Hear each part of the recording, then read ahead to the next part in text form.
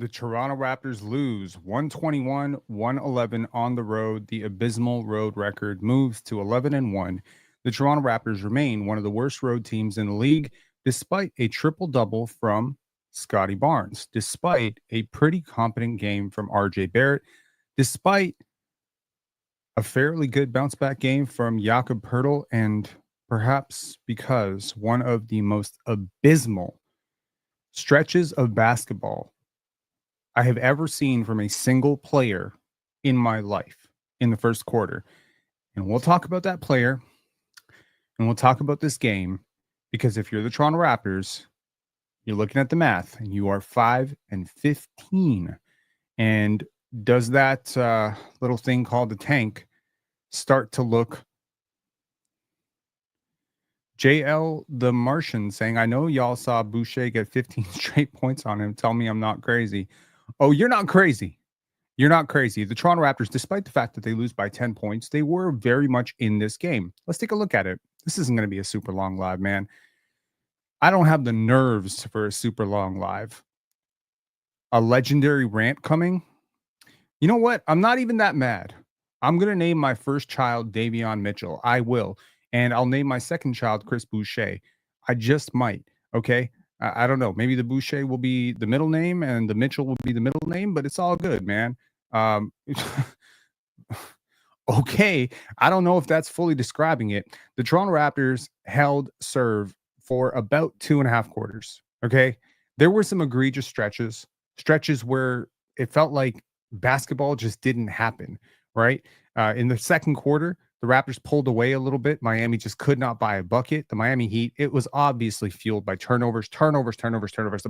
This was a major issue for the Toronto Raptors tonight. It was a lot about turnovers. It was a lot about process. I don't think Scottie Barnes had necessarily a great game, but he started out very good, and he had some very, very good moments. He had some great reads. They doubled him, tripled him, and sometimes he made him pay with Jakob Poeltl passes and Ochai Agbaji passes. And sometimes he didn't make them pay. And if you're new around here, please hit subscribe. Thank you guys for bringing us to 11,700 subscribers. That was very generous of you. And I am forever indebted to this community. Thank you for that. This was not a bad game. Okay. If you are looking for optimistic signs, I don't think you lost this game because of your core guys. I think you lost this game because of guys who are not going to be on your roster next year. And if you're looking for a glimmering sign of hope, that's it. Because you might look at the Miami Heat and say, that's an 8-8 team, Rob. They're not good. They're not good, 8-8, but they are a top 10 defense. And top 10 defenses make you do crazy things. Top 10 defenses make you get a lot of turnovers. Top 10 defenses, especially when you yourself are not necessarily the greatest processor of the court, are going to make you play outside of yourself. They're going to make you uncomfortable. They're going to get under your skin a little bit. There were some incredible lowlights. Oh my God. If you could make a single honest trailer of just the lowlights of this film, it would feed families. It might be viral. I mean, I don't know if Brick Center watched this game tonight, but if Brick Center account is actually watching, y'all should watch this game tonight because there were some of the most egregious. There were crimes against basketball.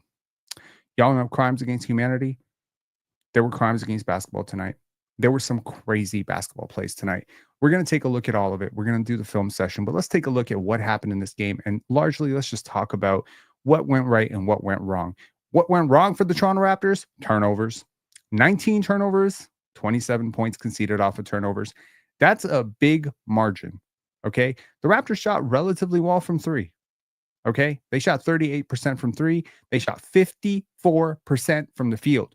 You should win basketball games when you shoot 54% from the field against a top 10 defense. So there were a lot of good things. The defense was not great. Tracing out to corner shooters, not great. Executing in transition, not great. They shot 54% despite themselves. They could have shot 60% in this game. Some very crazy mistakes. The Raptors hit 34 assists tonight. That mark of 30 assists has been a great barometer for how well the Raptors have played, and they got 34 assists tonight, and a lot of them come from Scottie Barnes, who had 10 himself, but he was not the only one, okay? But the 19 turnovers kill you. 62 points in the paint. The Raptors got into the paint at will. RJ Barrett, got into the paint. Scottie got into the paint quite a bit. Jakob got into the paint. Jacoby, Ochai, like everybody was trying to get. Davion got in on the action. It was great. Okay. Largest lead 7. The Raptors led by 7 against a pretty decent team on the road, but the Heat led by 15. And let's take a look at who did what. Okay, real quick. Okay, Scottie Barnes, 8 for 15. 24 points, 10 rebounds, 10 assists. Okay, 5 turnovers. I don't think one of those turnovers was his fault. One of those turnovers was an offensive foul, which he got a technical foul for, one of the funniest technical fouls. One of the most funny technical foul reactions that you're going to see, and we're going to look at that. So I think 3 of them or 2 of them were live ball turnovers. I don't necessarily hate all of those turnovers. I think one of them was a pass to somebody and they just don't catch it. One of them was egregious, just a terrible pass. RJ Barrett with 6 turnovers. I do think some of his passes were really bad tonight, but some of them were really good. We'll take a look at both.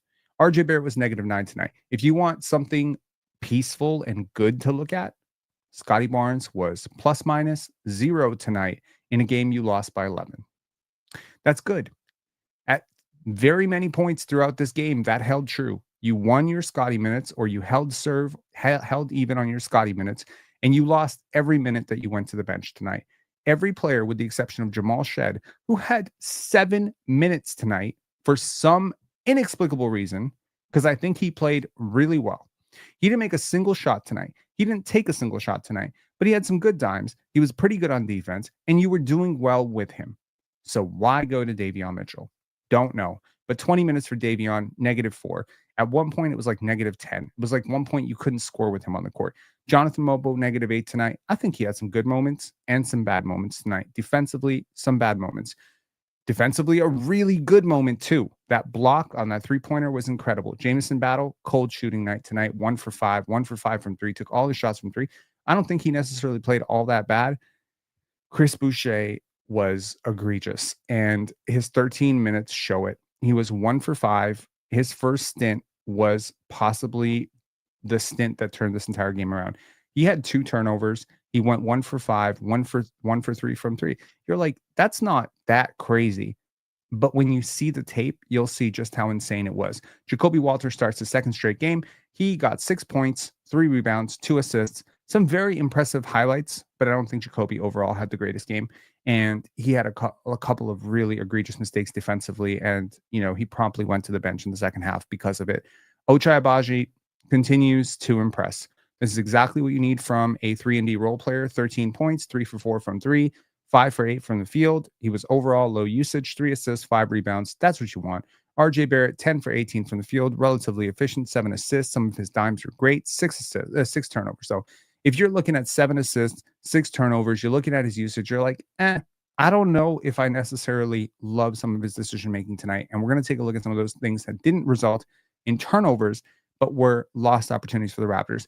Jakob Poeltl with the most efficient game of his life, right? One of the most efficient, 24 points on 10 for 11 shooting, 10 rebounds. Really good process for him, but he fouls out. Okay, for the Heat, did they get some monster game from Jimmy Butler? No, it wasn't necessarily Jimmy Butler. It was just a shooting, man. The Miami Heat shoot 39% from 3 on 21 for 54 from 3. At one point, they were shooting even better than that. And overall, it was Terry Rozier off the bench with 4 3-pointers. It was Kevin Love with 2 3-pointers. It was Tyler Hero with 4. He got it cooking in the third and fourth. And overall, Bam Adebayo hits a 3. Like Jaime Jaquez hit a 3, didn't he? He hit 2 threes. He has been cold as balls all season. He hits 3s. The Raptors just had a terrible tendency to miss shooters, not rotate well. There was a play with Scottie Barnes where a couple of plays in a row where Scottie just missed his assignment. There were play after play where guys are getting to the front of the rim and everyone's just kind of looking around like, is that my man or your man? The Raptors had a very, very disorganized defense tonight. We're going to have to take a look at it for sure. Okay. Honestly, yeah, man. I mean, 5 and 15 is saying the same thing to you as it's saying to me. Okay. Now let's close that up and let's look at the film, because the film is going to be telling in this game. I tell you, 100%. This film is going to tell you the truth about this game. Also, if y'all saw my community post, I am no longer willing to engage in any long form discussions about Davion Mitchell. We ran a poll in our chat and on Instagram and on X. We ran a poll. Has Pensar Basketball's coverage of Davion Mitchell been fair but needed? Unfair? Was it fair but annoying? Or unfair and disrespectful? And unfair and disrespectful and unfair were very low volume, but fair but redundant, fair but repetitive, that was the general consensus. It was like, okay, it's fair, I get it. Some people said it was fair, some people said it was fair but repetitive and annoying. So you know what? We're not going to be devoting any more 10, 15-minute sessions talking about how egregiously bad Davion Mitchell was. He actually had some really good plays tonight. We'll talk about the good plays. We don't have to spend very long talking about the bad plays. It really doesn't matter. Also, one more thing we're not going to be discussing on this channel anymore until it's a legit concern that we have to discuss is RJ Barrett versus Scottie Barnes. I really don't care to discuss this. If you can't see the gap, I don't really care. If you want to say RJ is a great player and a superstar and an all-star, that's cool. I hope he is. That's great. He plays for the Toronto Raptors. I root for the Toronto Raptors. I want him to be a superstar. I want him to be an all-star. I don't necessarily see one, but if you do, power to you. Okay, cool. Okay. Well, there's definitely not cap, but okay. All right. Let's get to this. Okay. So these are the first two plays of RJ Barrett, and they were not good. Okay.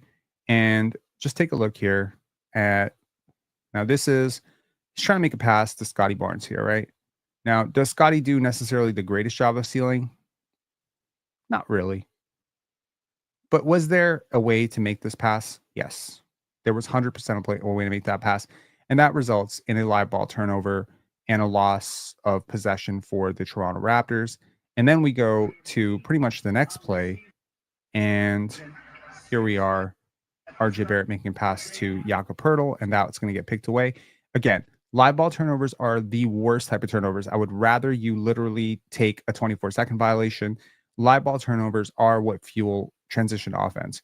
Scottie Barnes, the first shot of the night for him is a 29-foot three-pointer, and that's when you knew the dude was going to come out and cook. And who told you that the dude was going to come out and cook? And very soon after, he receives one of the funniest technical fouls and has a really hilarious reaction. I mean, this is pretty much who he is, right? He's been this dude his whole life, and you love to see it, but really glad he didn't pick up the second one because he was yapping all night. Okay. Another three-pointer for Scottie. Yes, sir. And don't tell me Jacoby Walter can't play make. See, that's the stupid part, right? I told y'all that his link tape says differently. His Baylor tape may not have shown him as a playmaker, but the link tape. I'm gonna call these the Chris Boucher disaster files because this is some crazy work. Okay, throwing a ball at your teammate's head. Like, what do you want? What do you want RJ Barrett to do with this, bro? What are you doing with your life that you are whipping the ball at your teammates? I don't think I've ever seen that before. So that's new. That is definitely new. I've seen LeBron whip the ball at the Raptors. I've never seen a teammate whip the ball at their own player's head standing 4 feet away from them. That's crazy. Okay. Now this one, what happens here? A wide open Tyler Hero. If there's one player on the Miami Heat you cannot lose, and you somehow get away with it, and you give up another shot. Now watch Davion on this whole play. Okay. I'm gonna ask you to just watch Davion Mitchell on this entire play. No, okay. First of all, why is Tyler Hero open? Tyler Hero's open partially because Davion is closing out to Pele. Okay. Now, this means RJ Barrett is lost here. Okay. So this is just terrible communication. Now, the second part of this, when Kevin Love is going to get the 3-point shot, is Davion must make sure to box out Tyler Hero here. You cannot let him. Now, he sees him here. He 100% sees him. But he lets him get around him, and that can never happen. and Darko called a timeout and promptly yelled at Chris Boucher. Okay, you were focusing on Davion Mitchell. Watch Chris Boucher on this whole possession. Let's see why he was so mad at Chris Boucher.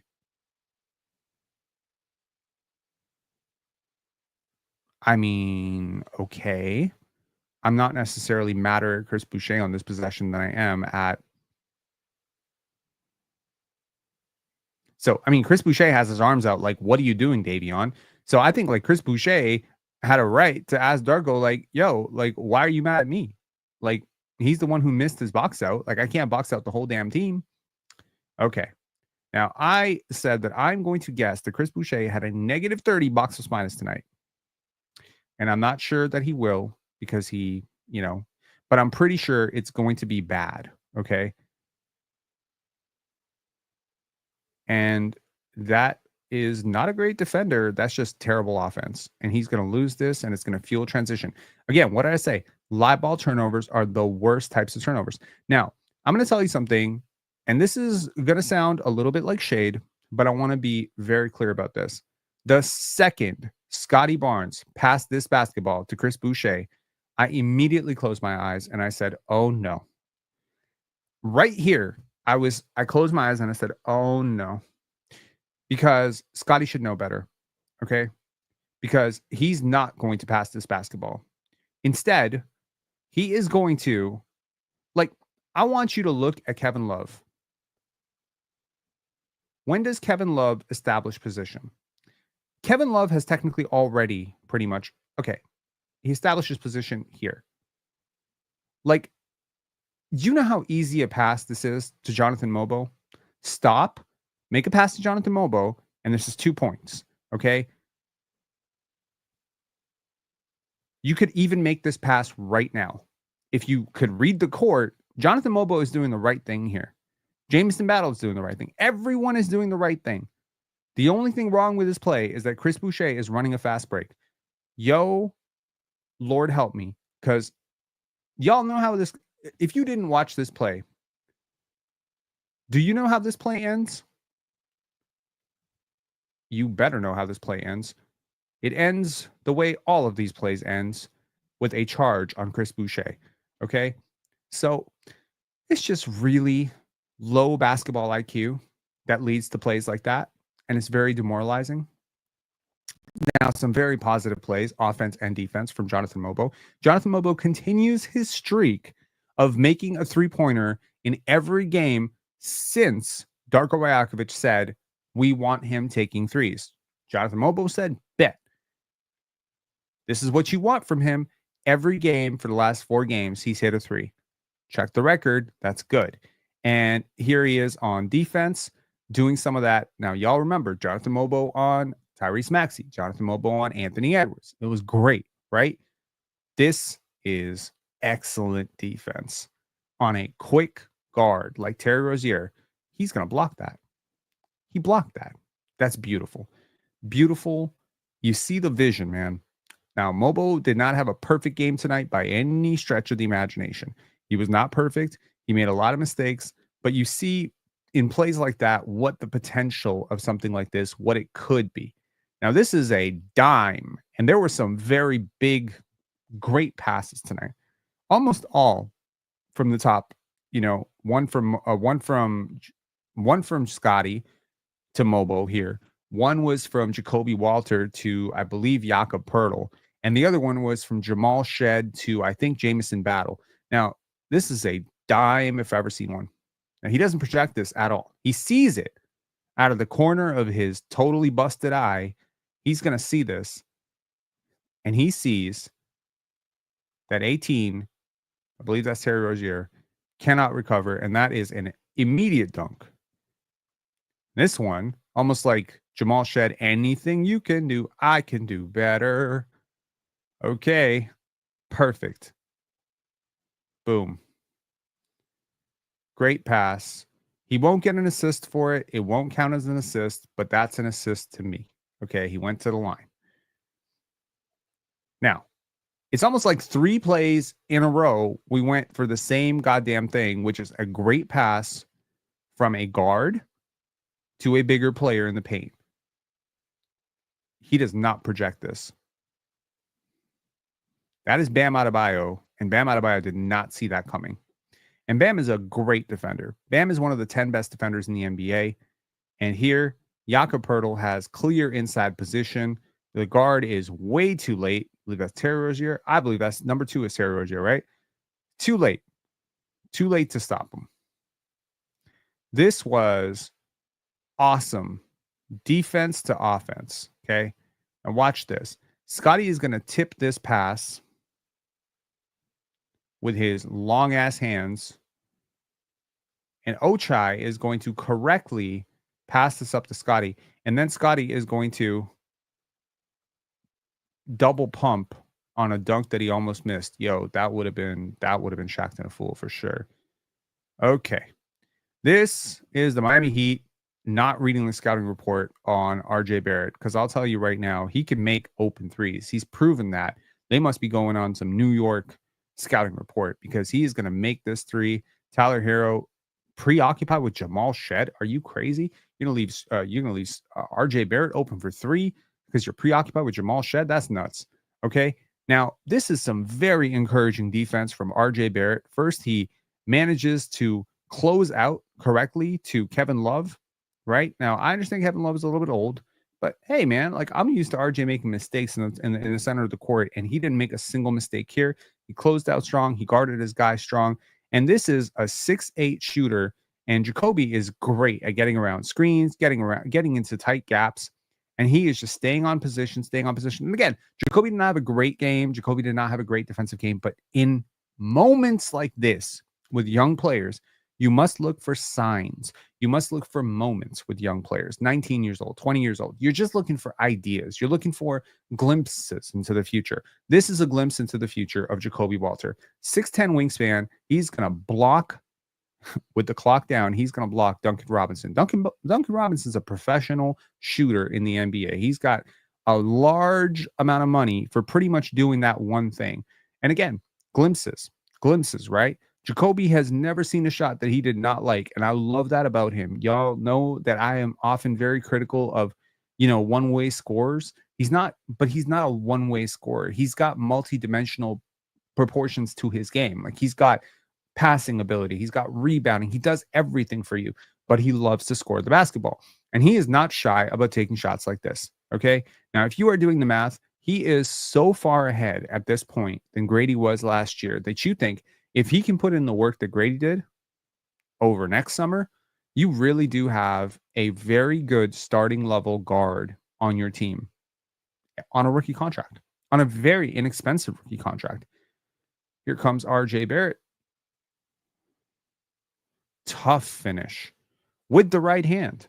Very good finish for RJ Barrett. That was awesome. Okay. And he did that repeatedly to this defense. I was told that Jimmy Butler is still a very good defender, and he was pressing Scottie up at half court. Okay. Now there's Bam.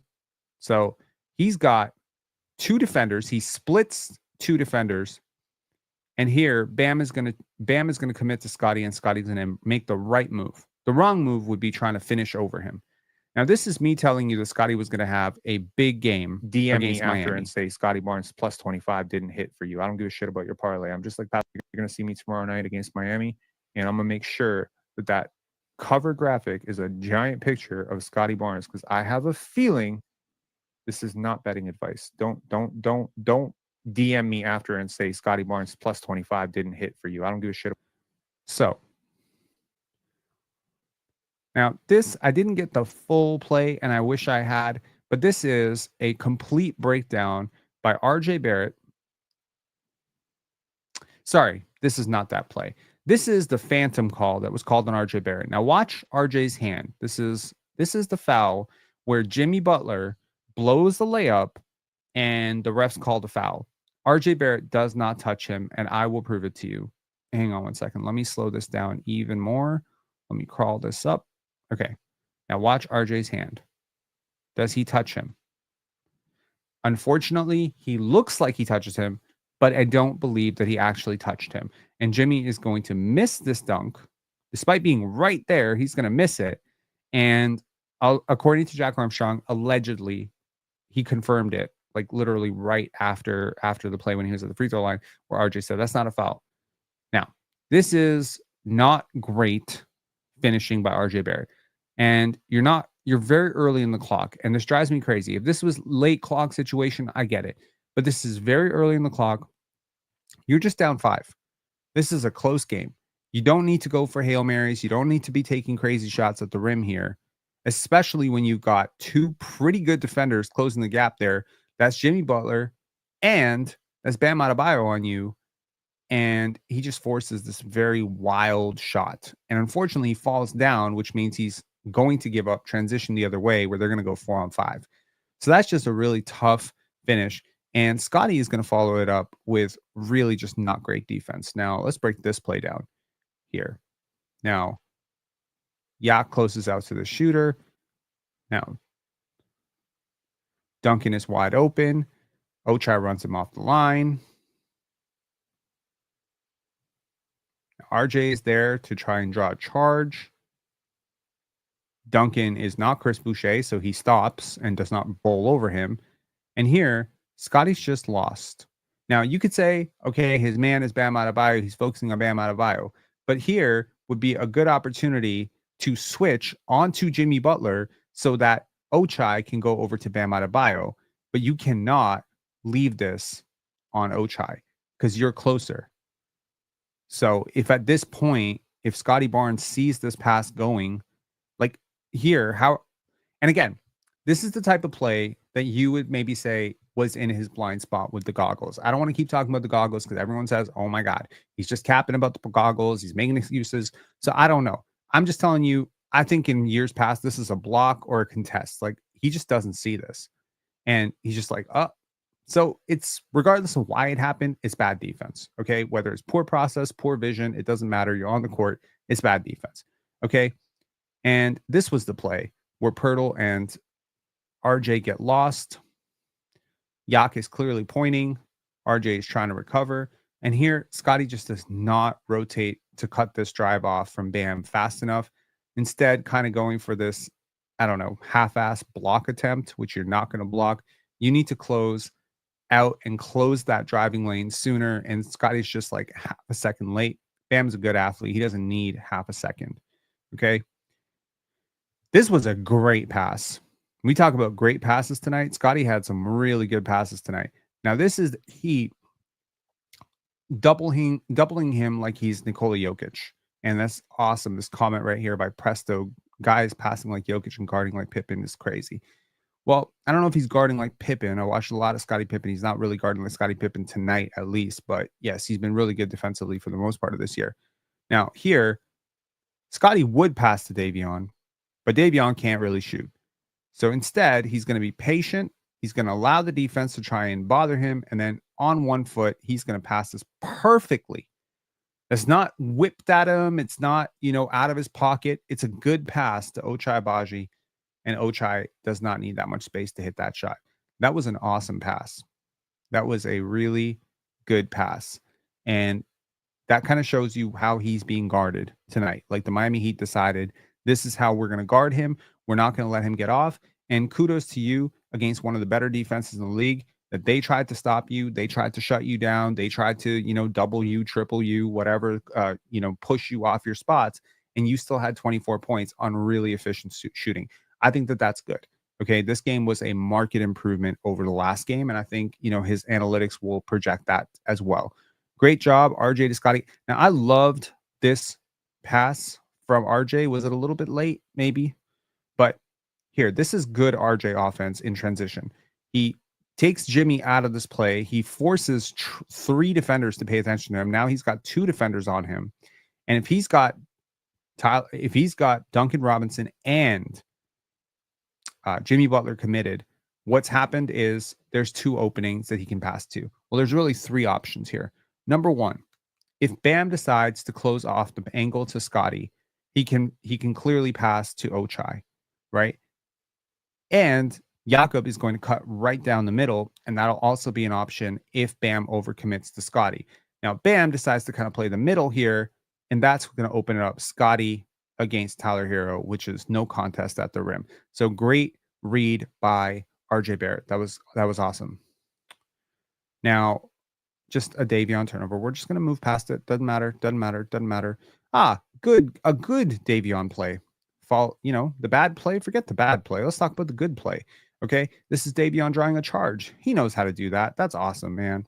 That's great. As I said, man, like, name my first child. I'm going to name my first child Davion after Davion Mitchell. He's awesome. Okay. 45. Cooking. Is that Davion Mitchell or Allen Iverson? I can't tell. Can you? Seriously, squint your eyes. That not Allen Iverson? That's Allen Iverson out there. Come on, man. That was an awesome lefty layup over 3 defenders. Amazing. Okay. All right. The Raptors defense has been miserable tonight. Okay. I actually could not tell in real time who was responsible for this. So let's just take a look at how the hell does Duncan Robinson get so open? Now, Jacoby cannot ignore Bam cutting down the middle. He has to. So right here, this is a bad decision by 45. He cannot do this because the Heat have specifically put Duncan Robinson on the court. So you can't do this. And they have good playmakers. And now, why is it on Jacoby to recover? That's what I didn't get when I was watching this. So maybe y'all can help me. If you're watching this video after, help me understand. Help my novice basketball eyes understand how the hell it is Jacoby Walter who cuts off Bam Adebayo and is the first guy to rotate out to a Duncan Robinson 3. And good job not fouling because, that was super crazy. But Duncan's going to make that shot, right? And I believe it was a foul? What the hell was that? Was it a foul?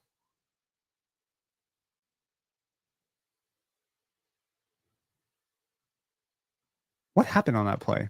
Was it a foul? Did they called a foul on Jacoby Walter on Bam Adebayo, I'm pretty sure. Anyways, the point is, if he doesn't call that foul, there's no reason for Duncan Robinson to be open, is my point. Now, this one, you have Jamison Battle hanging on for dear life to Jaime Jaquez, fouling a little bit, okay? And here, you're going to see number 2, Terry Rozier, get wide open. So I want to know how that happened. So let's focus on Terry Rozier this entire play. There's number 2 in the center of the court. There's number 45 is guarding him. Number 45 in the white. Don't know who that is. But number 45 in the white is just going to decide to take this play away. Like he's just going to be like, you know what? I don't really feel like participating in this play, which is weird. Maybe he needed a breath on defense. I don't know. But now here, if someone tries to tell me that this was on Scottie Barnes to rotate out, I'm going to have an aneurysm. But the point here is you cannot have consistently good shooters getting this wide open. And these are just, if you're looking at the Heat shot diet tonight, it was much easier than the Raptors shot diet tonight. And that's the difference in the win and the loss, really. Now, this is, we showed earlier a really good transition play from RJ Barrett. Let's take a look at a really bad transition play from RJ Barrett. And this is the first of many. But here, he decides to just play with the basketball a little bit. You've got Scottie Barnes wide open. Okay, if you throw this pass, there's no defender there that is going to be able to, pick off the lob. There's no great defender there. Scottie's going right to the rim. The paint is wide open. How you screw this up, I'll never know. But eventually, that turns into that turns into 0 points. Okay, so that's just tough. That's just bad process in transition. You get in transition so that you can create like better looks. Okay. Now, they're going to double Scottie Barnes again, like we saw the last time. They doubled him pretty much all night. Anytime he tried to get a defender in the post, there's like 1, 2, 3 defenders. There's really 4 defenders fixated on him right now. So right now, I think if Scottie could see Ochai, the right pass is to skip past the Ochai. But instead, he's going to pass to Davion. Number 45. And yeah, it didn't go in. I don't know why I clipped it before it didn't go in. Let me just slow that down just so y'all can confirm that it didn't go in if you needed any further confirmation. Wait, it wasn't just that it didn't go in. Oh, it didn't touch rim. That's why I was showing that. Sorry. Yeah, it touched it. I don't even think it touched the backboard. It just went down. It's one of the worst misses I think I've ever seen. So my question was, how is it such a bad miss, right? Like, was it so well contested, right? So let's see here. Let's see. That was pretty contested. That was pretty contested. All right, no shade. Airballing jumpers from three as an NBA player. That's perfectly cool, man. It's all good. Drew a charge. Okay, can't double. He finds an advantage. Yo, this is awesome, right? So this is what happens when you double Scottie Barnes and he doesn't pass to non-scorers. Is you're going to have, and this is like a tough double. That's Bam Adebayo. Okay, that's Bam Adebayo. You don't like that's tough. But this is why Jakob Poeltl got open all night, right? Because RJ Barrett, Scottie Barnes, they didn't want to let them beat him. So they're like, all right, Jakob Poeltl, you do your thing, right? Cool. Now, this was the most beautiful moment of the night. I miss Gradey. Clearly, 45 misses Gradey as well. It's clear as day from this play. This exact play, Grady's made it many times. He made it against, I think, the Bulls, the Cavaliers. Like he's made it a couple times, right? I think he made it against the Cavaliers twice. This is the play that got him all the Michael Jordan comparisons. And clearly it is 45 really just misses Gradey. And, nice try. Really just, you can't expect miracles at this point. He's not very tall. Y'all hating. If you have an issue with that shot, you're frankly a hater. I really don't know what to say to you. Okay. Now this is a really good pass from RJ Barrett. And this is not sarcastic. This was a phenomenal pass from RJ Barrett. Okay. That's against Bam Adebayo. That's not an easy defender to go up against. He's going to be patient. He's going to wait for Ochai to cut. Great pass. It's right in front of you. It's a simple pass. Yes, it is a simple pass. It's not an advanced pass or anything, but it was perfectly on time, on target, and results in 2 points. So I will take it. Okay. Now, y'all saw the first play where RJ missed Scottie in transition. He's going to miss him again here. Now, again, Scottie's calling for it. You can see it. I slowed it down super, super much. So, like, Yak has Bam preoccupied. Scottie has run super hard so that you will throw this basketball. Gradey would have thrown this. I think most players on this team would have thrown this. But the fact that RJ doesn't costs this team 2 points because this possession is not going to result in 2 points for this team. And it's things like this where, the playmaking has come a long way, but there's still some small things that he will sometimes miss. And that's one of them. Okay. I don't know if you guys saw that in real time, but that's why we do these film sessions. Here's Scottie Barnes threading the needle, passing it to Ochai Agbaji. Okay. If there's more turnovers than usual, it's because there's less spacing than usual. Typically, you're going to have sometimes really good players having a lot of turnovers because ultimately, the process of the offense is just really difficult when you don't have spacing, man. Okay, well that's the end of our film session. The Toronto Raptors lose, man. It's not that serious. It's not that complicated. The draft is awesome. Okay? The draft is awesome. It is a really good draft, and I don't think that we need to cry over spilled milk every night. I don't think that most of you should have realistically expected the Toronto Raptors to beat the Miami Heat. The fact that you win the vast majority of your starter minutes is very encouraging. The fact that you withstand quite a disaster class, frankly, from Chris Boucher, number 45, and various others, I think really just speaks to the fact that the rotations just don't make sense tonight.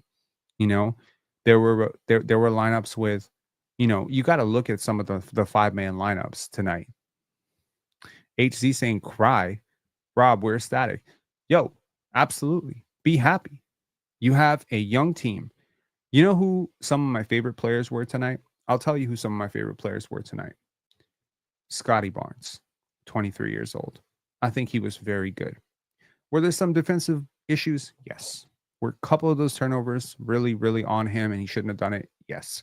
But for the most part, this is a very encouraging performance against a very good team. I think RJ Barrett was relatively competent tonight, if not very good at times. There were some issues. Yes, there were some issues defensively, but there were also some really good try-hard moments defensively. So good. Jacoby Walter didn't have a great game by any standard, but also flashed some incredible upside for a 20-year-old. I've been saying 19-year-old. I stand corrected. He was born in September, so he is now 20.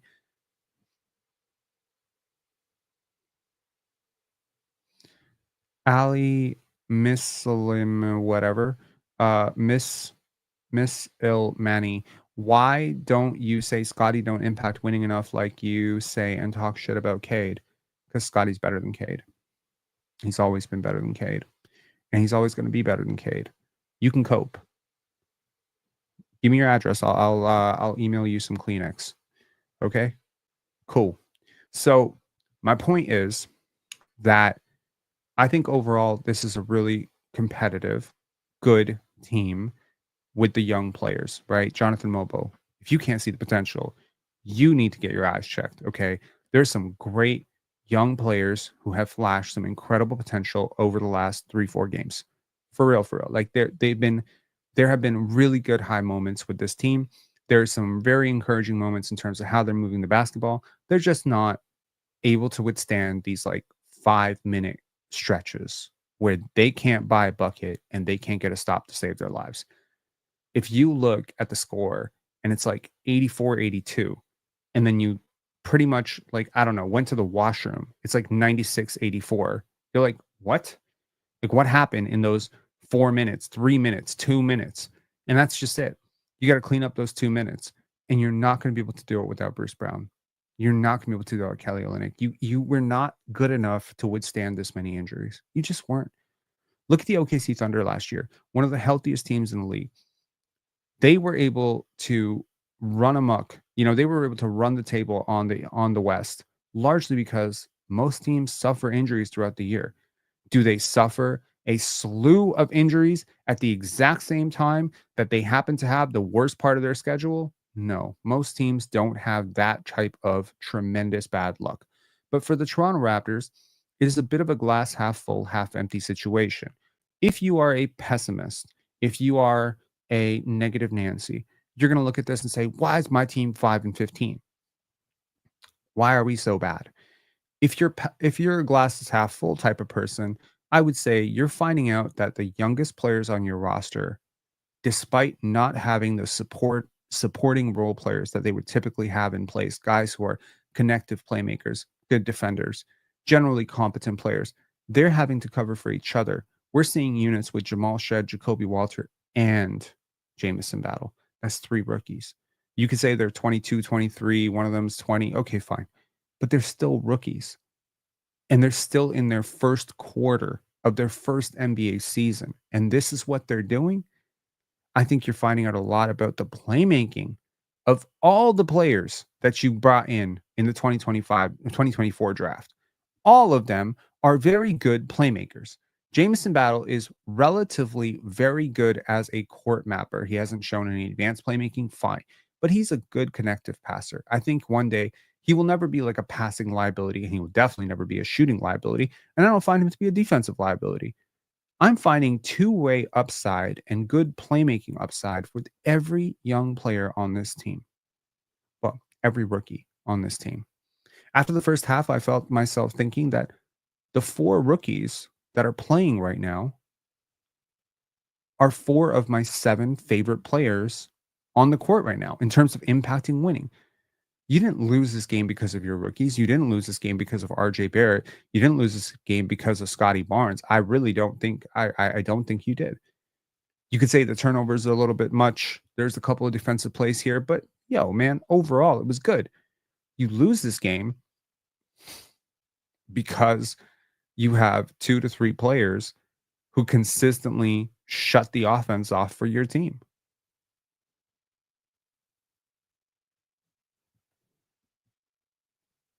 Huh?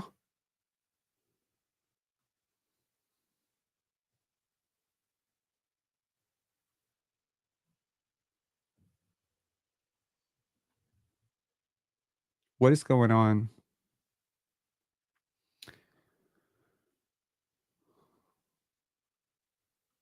Nameless, that's not cool. That's not cool. There's no place for that, man. No place for that. No place for that, my friend.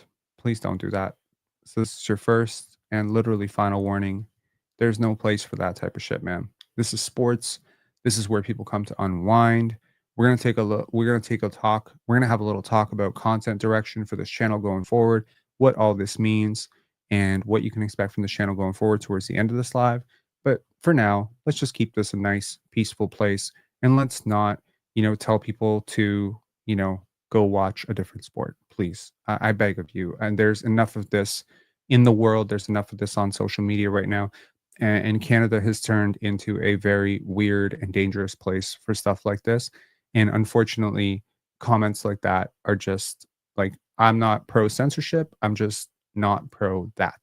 If you understand what I'm saying, I have, been to a lot of other countries that are being maligned and discriminated against, and I tell you, there's beautiful culture and beautiful languages and beautiful art and beautiful stuff. So it's unfortunate, and I'm not particularly trying to even, tell you that you meant it that way, but it can certainly be interpreted that way, and, it's just not necessary. Please don't do that again.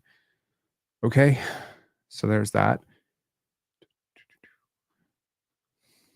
James Barron with a super chat. Thank you very much, sir.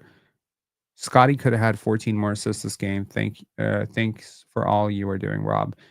My pleasure, and thank you for this very nice and very generous super chat. Appreciate you as always, and thanks for always doing this, man. I appreciate you. Okay.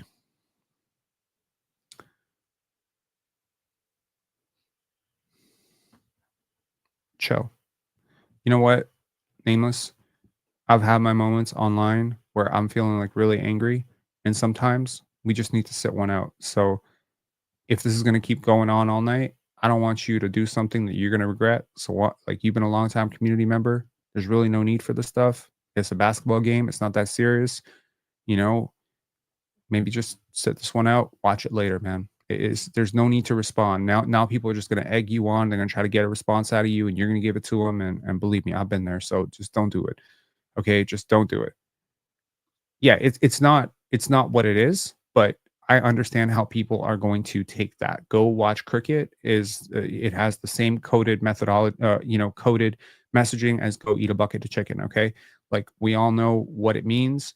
It it's just it's unnecessary. I didn't call it racist. I said it was unnecessary. Okay, so just we don't need to do that.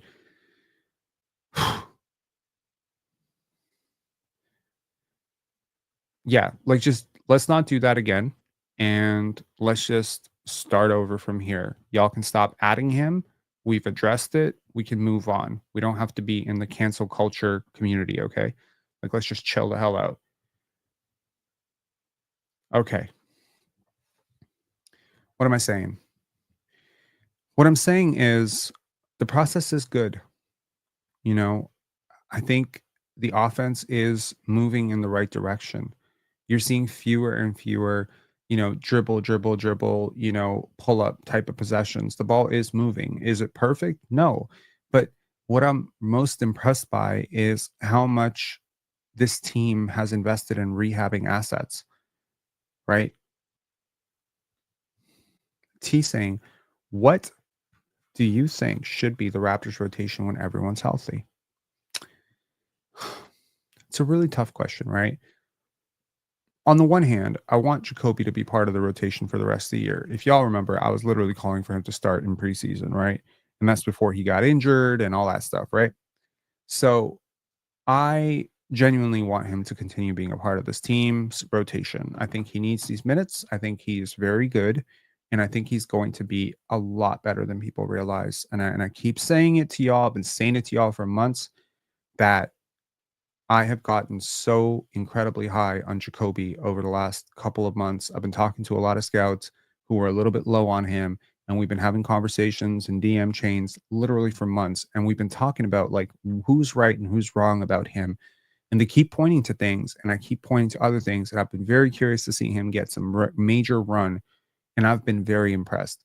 Jameson Battle has been super impressive for the most part. His season so far is definitely up there with one of the most impressive starts of an undrafted rookie ever.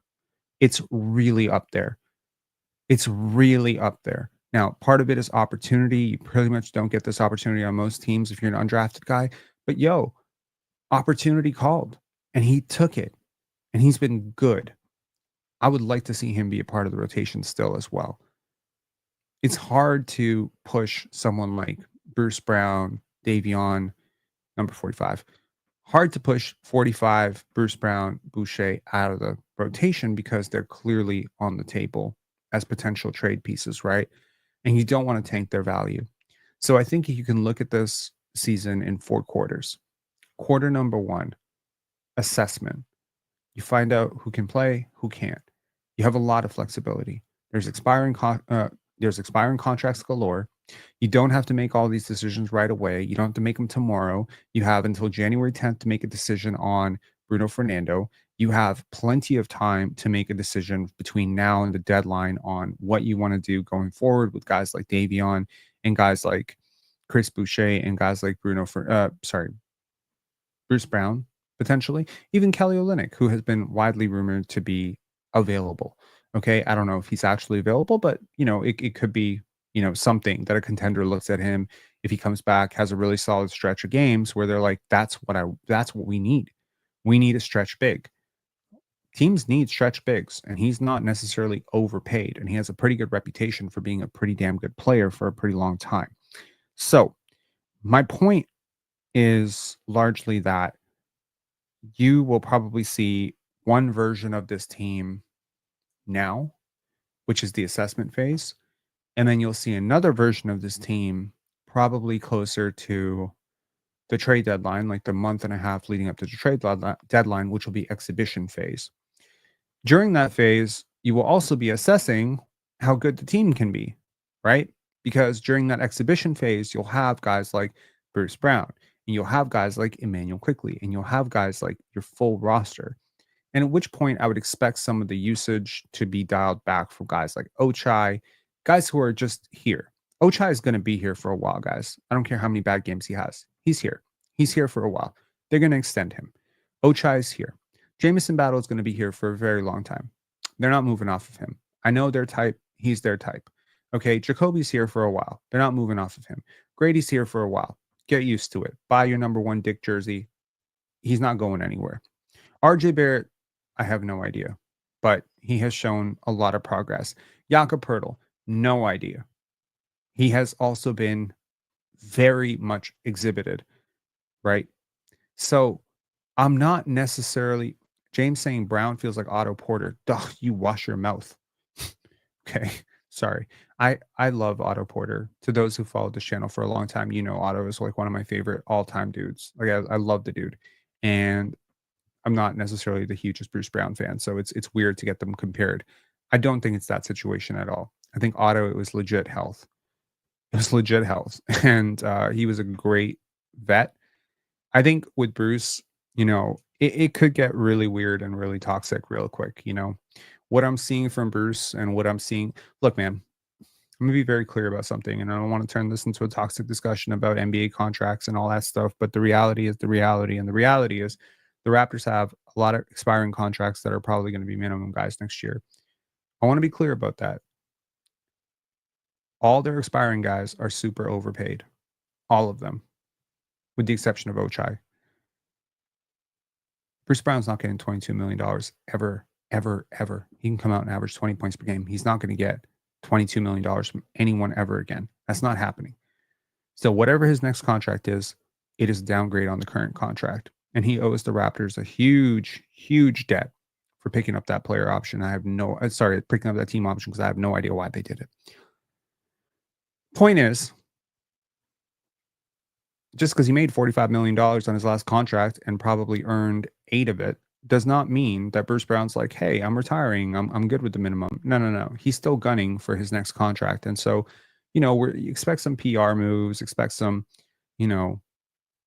high usage games, expect some high consequence games, expect, some press runs of like, hey, this is what I do for the team. Expect him to cozy up to some of the younger players. I'm not saying he's not a good guy, but he's a human being. We're all human beings. And in the same situation, we probably do the same thing. When facing the barrel of a potential minimum contract, how far removed do you think DeLon Wright and Bruce Brown are from each other when you take the championship out of the context? He's not going to be a $10 million a year guy, dude. He's not.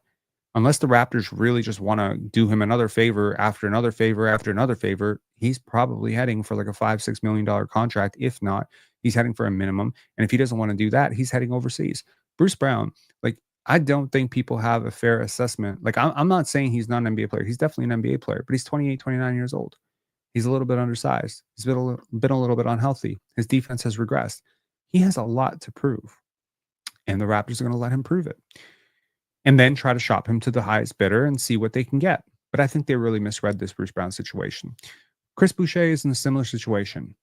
I'll make you a bet that Chris Boucher's next contract is a minimum contract. If he gets a next contract, it's going to be a minimum contract. And if he doesn't get a minimum contract, it's because the Raptors paid him. Anyone else has given him a minimum contract. These are minimum guys, okay? They are minimum guys. So now you have to ask yourself, at what point does the reality set in for some of these minimum guys?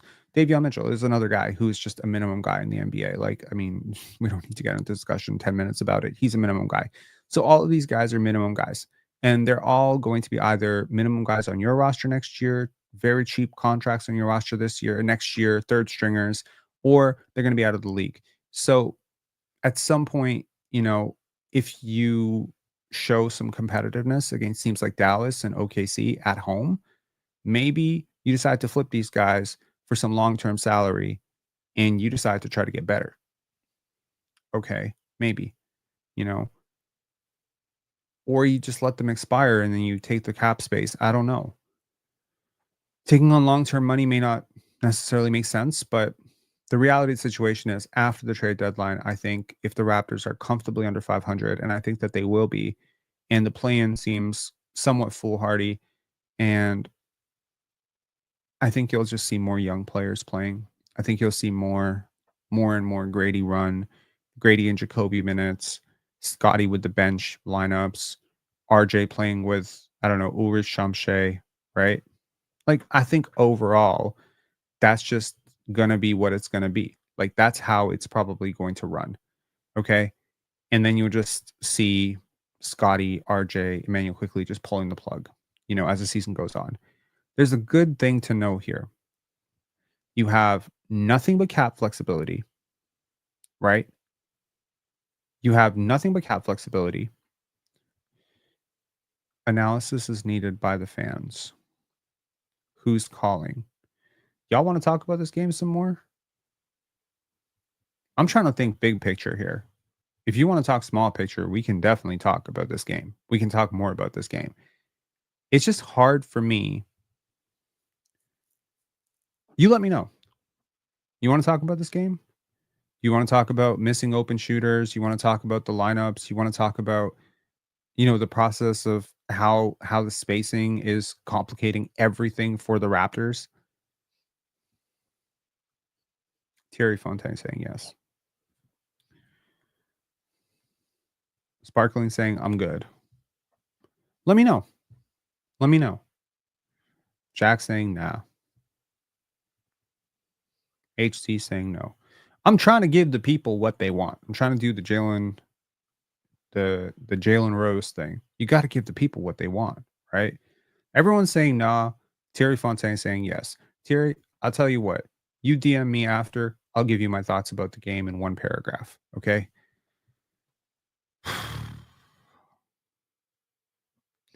Thierry Fontaine saying, why are we watching the games then? I don't know if you don't understand. Like, hold on. Thierry, is there a chance that you missed the first 40 minutes of this game? Sorry, for first 40 minutes of this live, in which we broke down the tape of what happened, talked a little bit about, surrendering a lot of open threes. Like, what do you want me to do? You want me to bust out a chalkboard here and start saying, like, they went under on this play and they botched this play? Like, what do you want?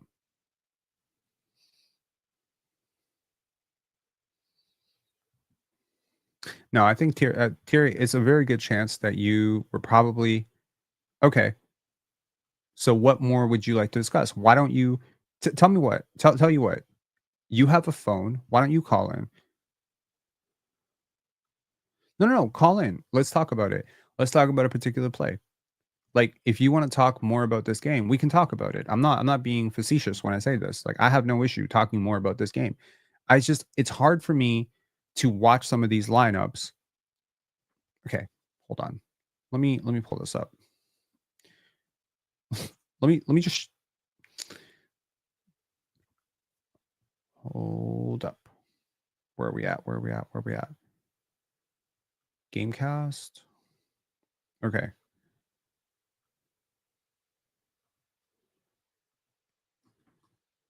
Okay.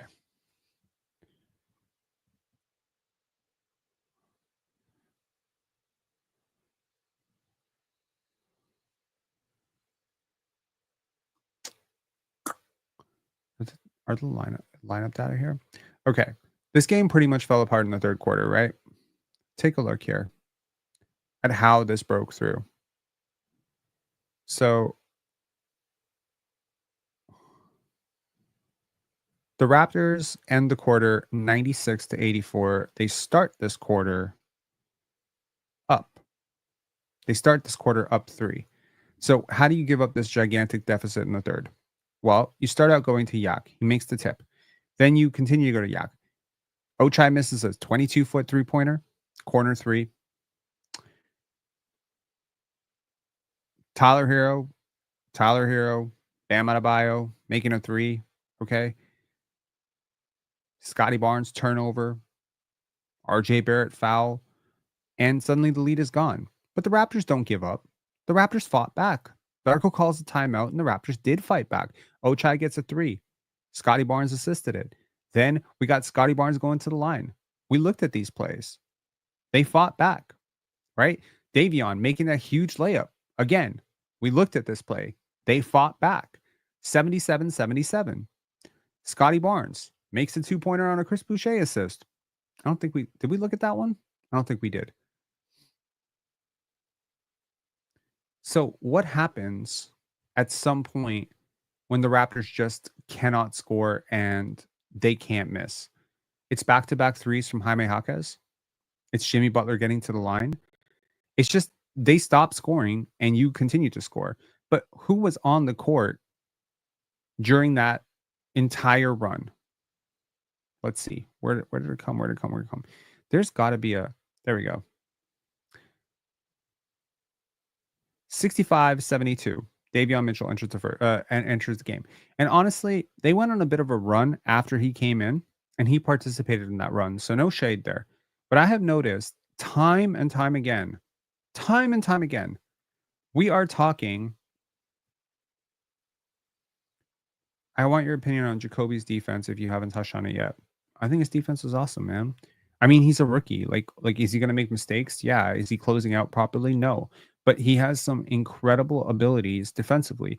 Jacoby has this ability to actually get through screens. He can navigate the tightest gaps of any defender on this team. Scottie cannot navigate gaps that way.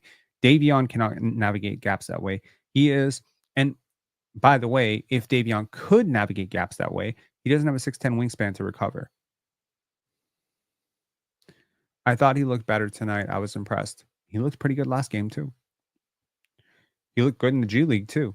No. The impressive thing about Jacoby and Jamal, Mobo, and all your guys really is they all are good passers and they all have tremendous defensive upside. Okay, maybe Jameson Battle doesn't have tremendous defensive upside, but he has I will never project Jameson Battle to be a defensive liability.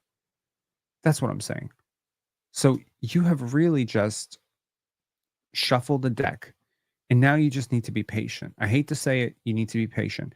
Okay, this was a very competitive game. This is what you want. Do you want to get blown out from wire to wire where you were never in it, or you want to be up 7? You want to be 77-77 in the third quarter, and oh, by the way, Scottie Barnes is going to go to the bench, and you're going to give up the lead. Like, you know what I mean? Scottie did go to the bench during that massive run. I think both times that the Heat went on a massive run, he was barely on the court. So what do you want? What do you want Darko to do? Play Scottie 45 minutes? You want him to be Nick Nurse? You want him to be, I don't care. I told y'all, I don't care. The wins are not important. The losses are not important. What's important is that when you inevitably start trying to win, what are you going forward with? What do you have to build on?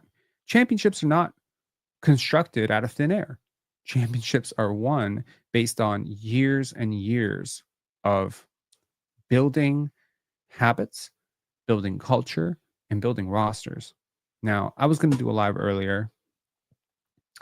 I didn't do it, and I'm going to do it now instead. I'm going to do it to the tail end of this because I want to talk about this because my girlfriend and I were talking today about our financial futures, a conversation that has come up many times over the last 5 years, talking largely about how to build wealth. And I told her that the Raptors were a great example of how to build an organization the right way. Do you know that Isaiah Thomas, I think, bought, if I'm not mistaken, it was like a $12 million stake for 10% of the Raptors in 1994? I think that was the valuation. Today, the Raptors are worth nearly $4 billion. That's insane spike in valuation. But also, you have to consider all the right steps that the Toronto Raptors as an organization have taken since those disgusting days, 1995, 96, 97, 98. You may have rose-colored glasses on, but this team was a joke. I say this as someone who followed it from very far away. It was not a well-reviewed team. It was not a well-regarded team around the league. Okay. It was a team that cheaped out on ownership, so cheaped out from the ownership perspective. They cheaped out on coaches. They cheaped out on executives. They hired newbies. It was not good. But suddenly, Bryan Colangelo comes along, Tim Lewicki comes along, Masai Ujiri comes along, and you start to see this incredible stability. You start to see the infrastructure build up. You start to see the OVO center, the 905. You start to see more impact or more emphasis given to scouting departments, head executives, medical staff, head athletic trainers. Everything just becomes top notch. The Toronto Raptors are one of the most top notch organizations in the league. There's nothing bush league about them at all. HC saying, hey, I'd start with Masai, not Bryan Colangelo. You're just wrong. I'm sorry to say, but you are wrong. The upheaval of the Raptors culture, let's call it the shift away from doing everything bush league and everything cheap, started with Bryan Colangelo, not Masai Ujiri. In fact, here's a fun fact for those of you who started following this team a lot later. It was Bryan Colangelo who hired Masai Ujiri the first time. That's when I first met Masai Ujiri, when he was an assistant to Bryan Colangelo.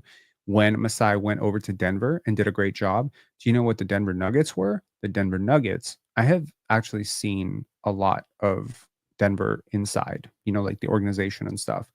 They were not a first-class organization at all. They were a very cheap organization. And as evidenced by the fact that they are unwilling to spend into luxury tax, despite living in a pretty decent state and a pretty decent city, I don't understand why an organization is as cheap as they are, but they are very, very cheap. And everything around that organization stinks of cheapness. I'm just laying it straight up. Swipe is going to be really mad at me saying this. HC saying, sure, but Colangelo was not a good GM. Let me challenge that. He traded 1 first-round pick for Kyle Lowry. He drafted Jonas Valanciunas. He drafted, who else did he draft? Andrea Bargnani, of course. He drafted Terrence Ross. That was him. Mm-hmm. Who else did he draft? Terrence Ross turned into Serge Ibaka. Jonas Valanciunas turned into Marc Gasol. DeMar DeRozan. He drafted DeMar DeRozan. DeMar DeRozan turned into Kawhi Leonard. And what are we talking about here? Bryan did a fine job. In his first year, they were a 47-win team. They were a playoff team for 2 years under him. Unfortunately, he was building around the wrong player, and he was building around a non-superstar. And Chris Bosh found his way in Miami. I don't think Bryan Colangelo, he did draft DeMar DeRozan. Bryan Colangelo drafted DeMar DeRozan. Unless I've lost my mind at this point, he did draft DeMar. That's your culture. Kyle and DeMar is the essence of who you are as a team in 2014. So, yeah, I'm not going to just throw him under the bus. Tim Lewicki deserves even more credit, perhaps, than Bryan Colangelo, because he pushed the envelope even further. He pushed these, hockey crazed, people at MLSE to really he was great. Tim was great. he was the best thing, probably one of the best things that ever happened to this team. And he pushed for Bryan Colangelo out, and Bryan endorsed Masai Ujiri. So again, Masai has been great. Bobby has been really good. Bryan Colangelo was fine. Maybe Bryan Colangelo becomes like the you had to crawl so you could run, so you could walk, so you could run kind of thing, like a baby step towards a good executive. Bryan Colangelo is a two-time executive of the year. You're not going to tell me he's a terrible GM because of how his tenure in Philly ended with Markelle Fultz. I refuse to believe that. A lot of people would have taken Andrea Bargnani number one. You know who else would have taken Andrea Bargnani number one? I don't know if this has ever been on record. The San Antonio Spurs would have taken Andrea Bargnani number one. So, yeah, I mean, his track record in Phoenix was incredible. Incredible. Bryan Colangelo drafted Sean Marion. Bryan Colangelo drafted Amari Stoudemire. What are we doing here? He was the architect of the 7-second or less Suns. What are we doing here? He was great, and he had a terribly cheap owner in Robert Sarver. Terrible.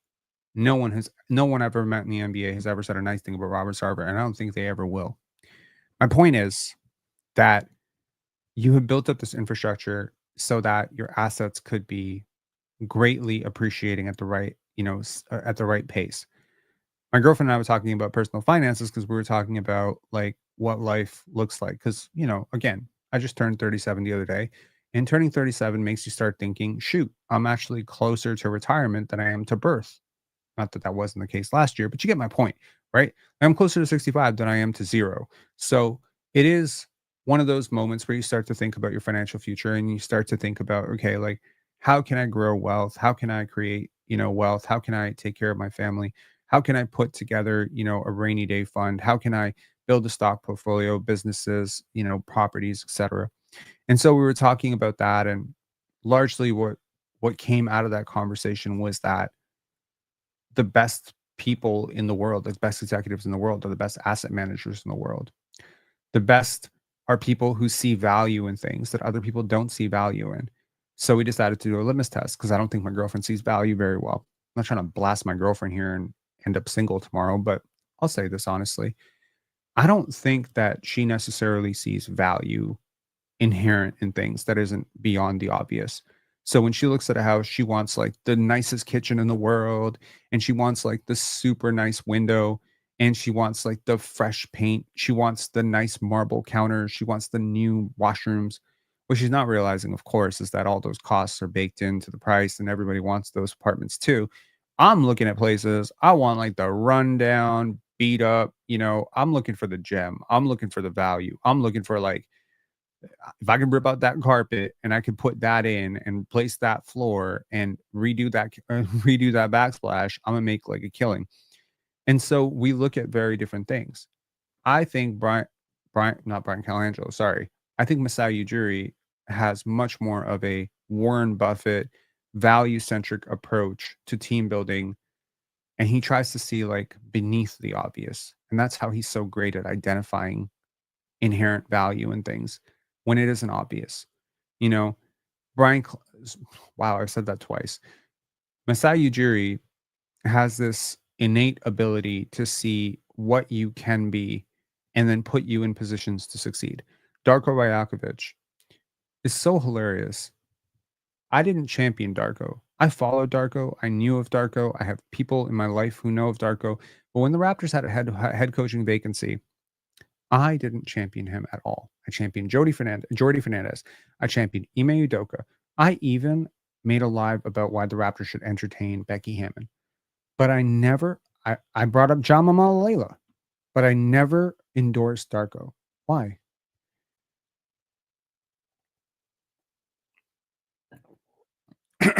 Why didn't I?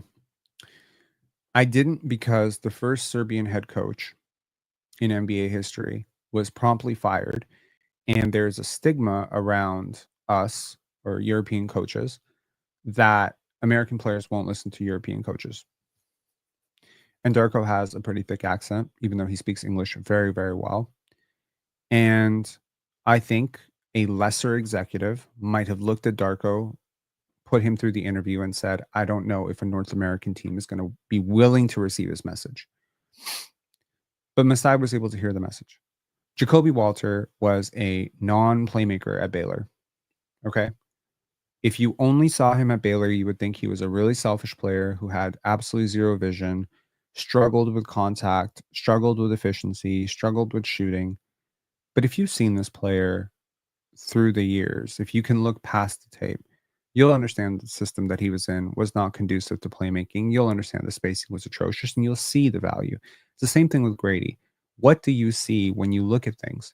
See, when my girlfriend sees like the dingy apartment on, for sale, and it's like $20,000, $30,000 below market value, she doesn't see that $5,000 of elbow grease and some renovations are going to make that place shine. And boom, you just pocketed $25,000 for a couple of months or 1 month reno. She doesn't see that.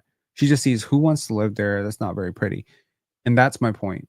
You can't always go for the shiny thing. You want the shiny thing. The shiny thing in this year's draft is Cooper Flag. That's the shiny thing.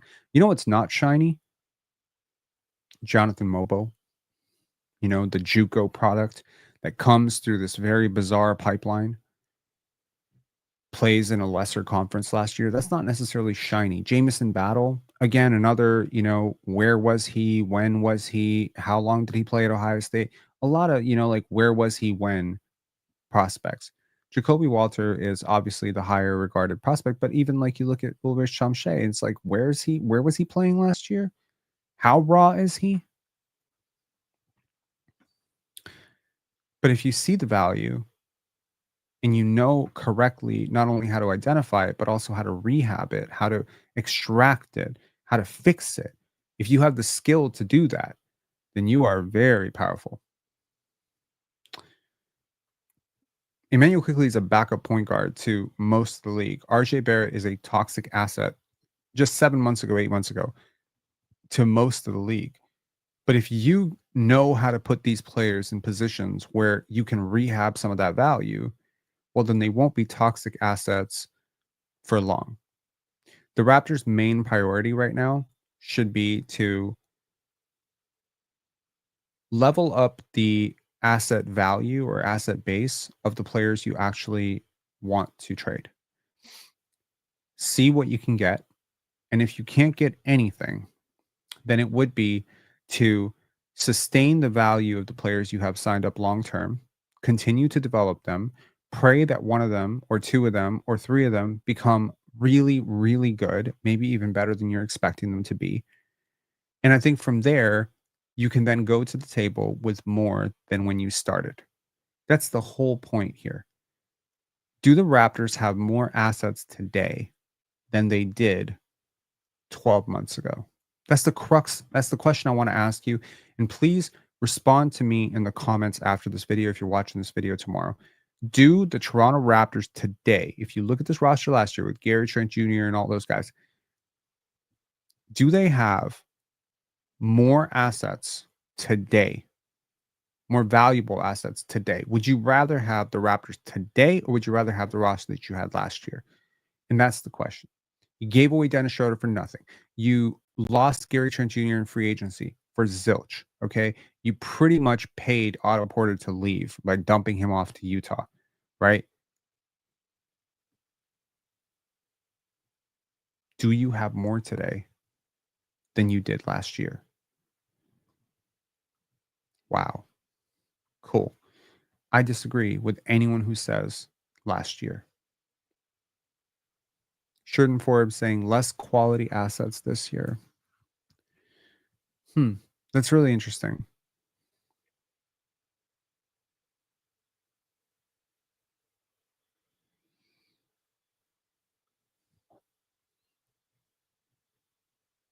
That's amazing.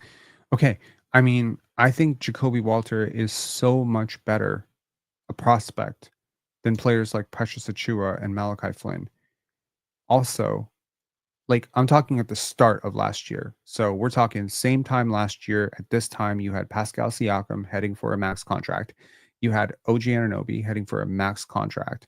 Neither of those players, in my humble opinion, are max players. So that would have been a massive overpay to pretty much deadlock you into a core three of Scottie, OG, and Pascal, which will pretty much never make it out of the first round. Okay. You had very little youth to bet on. Gary Trent Jr. was your youth last year. What are we doing? Unfortunately, the thing with Christian Coloco is health related, and your Jonte Porter thing is him related. Can't do anything about that. Okay. But last time this year, Christian Coloco was pretty much, considering, like, some people were saying he's going to medically retire. Okay. So let's not consider him. Who were the young players on this team? Malachi Flynn, Jeff Doughton. Jeff Doughton got waived. Okay. Malachi Flynn. I mean, think about the roster last year. Even after the trades, who did you have? Jalen McDaniels? You want Jalen McDaniels back? You can have him. He's not in the NBA. Malachi Flynn, he's not in the NBA. Yo, this is a process. This is a process. Next year, 50 guys coming in for all these jobs. And guess what? You got 2-3 guys on this team that could be out. It's just a process. But you got to build somewhere. You got to start accumulating these assets somewhere. And I feel like I have way more assets this year than I do last year. Are we forgetting that at this time last year, the Toronto Raptors were in a pick deficit for the next 5 years, owing that San Antonio Spurs pick potentially? The fact that that pick conveyed in 2024 is the reason we are breathing easy right now? Do we forget how soon we forget how anxious we would all be right now if the Raptors were 5-15 and we had a top 6 protected pick because of Jakob Poeltl? I think I would be losing my goddamn mind. Do you want Jalen McDaniels over Davion Mitchell on this team? Because as much shit as I talk about Davion, I don't want Jalen McDaniels back. I vastly prefer Davion Mitchell. At least he probably helps your culture and your practice habits. I do not want Jalen McDaniels back. I do not want Jalen. Yo, bro. Most frustrating Raptor of all time. He's up there, top 5.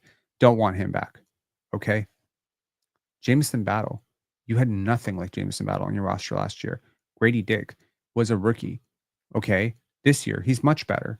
So the part of this year's roster that's better, you can't just assume all this growth that you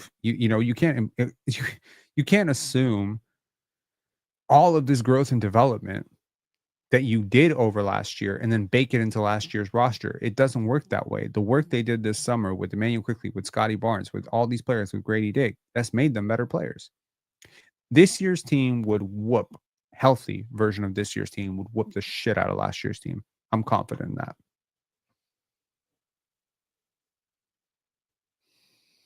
Haroon saying, can Jacoby be a starting point guard? No. And he really didn't start at point guard tonight. I don't know why the graphics said point guard. He was really the shooting guard for this team.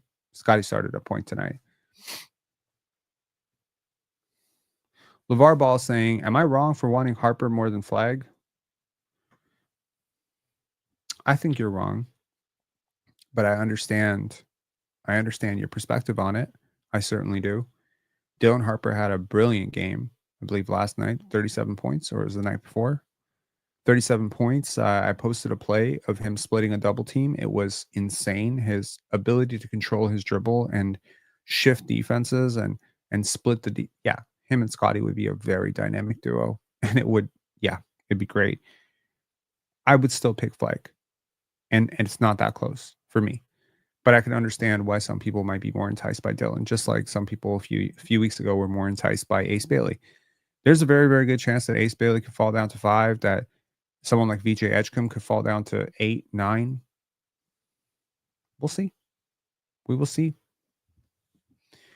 Did you watch Kansas beat Duke? Yes.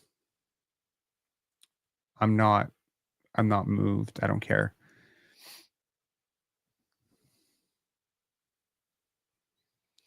Four competent rookies and legit project are more valuable than hypothetical picks. I agree with you 100%. A bird in the hand is worth 10. Is worth 2 in the bush. Is that the statement? Wow, I am so old. I think my grandfather used to say that. Okay. The point here is I would prefer Ulrich. Okay, like band for band. Now y'all gonna make me do this. Hang on one second. I don't know if I'll be able to see exactly their opening night roster, but hang on, let me just pull this up. Because I feel like some of us have a bit of a hazy memory about this, and if you don't, I certainly do. So let's just take a look at this for a second. And we can't count any of the players who got added after this date last year. So just give me one sec here. So this is Toronto's roster last year. Okay. Now, it's worth noting you had Thaddeus Young, You want him back? Not really. Gary Trent Jr. Don't really want him back. Garrett Temple, still have him, 1 year older. Malik Williams, that came on later in the year. Pascal Siakam, I'm very much like right now. Okay, I'll make you a deal right now. You can trade Jacoby Walter, based on what you've seen, Ochai Abaji, Jacoby Walter, Bruce Brown, and the 2026 Indiana pick back to Indiana, and you can have back Pascal Siakam. Do you do that deal? Let me know. Let me know. You want to do that deal? I don't think so. Exactly. Nope. Okay, so you're better off. Okay. Dennis Schroeder, I'm good, man. I'm good. I understand he's playing much better. And maybe, there's one of those things where, like, had he played this well for you, maybe you could have potentially extracted a little bit more money, but it's fine. Otto Porter, medically retired. Immanual Quickley wasn't on it. Jakob Pertl, he's still here. He's been better this year than he was last year. He's been relatively, pretty much even. Marquise Noel, I'm sorry. Jalen McDaniels, don't miss him. Ron Harper Jr., no offense, don't miss him. Javon Freeman Liberty, love the guy, don't miss him. Malachi Flynn, don't miss him. DJ Carton, still have him. Chris Boucher, still have him. OG Anunoby, still have. I prefer. Okay, I'll make you another question. You can give up Jonathan Mobo. Let's say the next call. We'll give you OG Anunoby back. You give us Jonathan Mobo, Immanuel Quickley, and RJ Barrett. We'll give you Precious and OG back. You want to do it? As good as OG's played, he's just dropped 40 the other day. Would you do it? Be honest with yourselves. Would you do it? To those watching after, let me know which of these deals you would undo, because you did them all. So we good. We're good. Okay. I'll ask you another question. I wish I had a co-host that could do these like as YouTube, polls for me.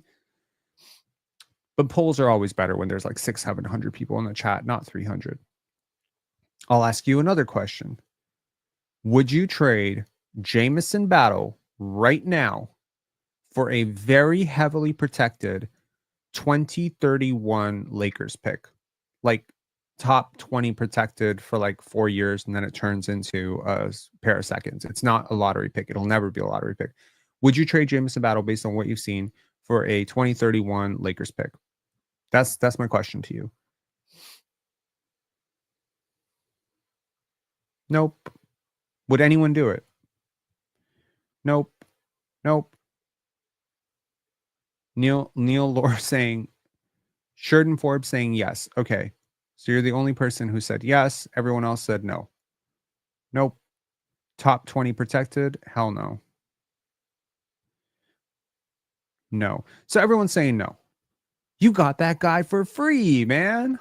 You got him for free. Now, I don't even need to ask you if you do the Sacramento Kings trade again, because we all know the answer to that one. That is a no-brainer of no-brainers. You might have some critics. You have very few critics of the New York trade. You have a couple of chirpy critics of the Indiana trade of like, I can't believe we didn't get Jarris Walker. Well, shut the fuck up. You got Jacoby Walter. You got Jacoby Walter. And I think Jacoby is going to make a really good case that you got a great pick. And also, by the way, that value of that Indiana pick just keeps getting a little bit better because Indiana just keeps losing. And I don't know, when you want to eventually go to the table and someone sees that you have 2026 Indiana, that pick is worth 5 to 15% more than it was 10 weeks ago. I'll tell you that right now. 5 to 15%. That's the valuation upgrade on the uptick on that pick. So that's what I'm saying. Like, this is not a roster to, shit on. It's an unhealthy roster. Maybe some people are overly obsessed with the results and why are we not winning? And, oh, Rob, when's the last time we were 5-15? Lord, I wish we were 5-15 when Wemby was on the board. I wish we had torn it down. I wish we'd played Davion Mitchell back then. 35 minutes a night. If I was a coach of this team, I might play Davion Mitchell 45 minutes a night. I'd be like, that's your jersey number. That's how many minutes you're going to play. Davion, 45 minutes a night. Chris Boucher, 43 minutes a night. Okay? You play your number. Jameson Battle, 77 minutes a night. Okay, that's not going to work. Is Bane better than RJ? Desmond Bane? Yes, clearly. For sure.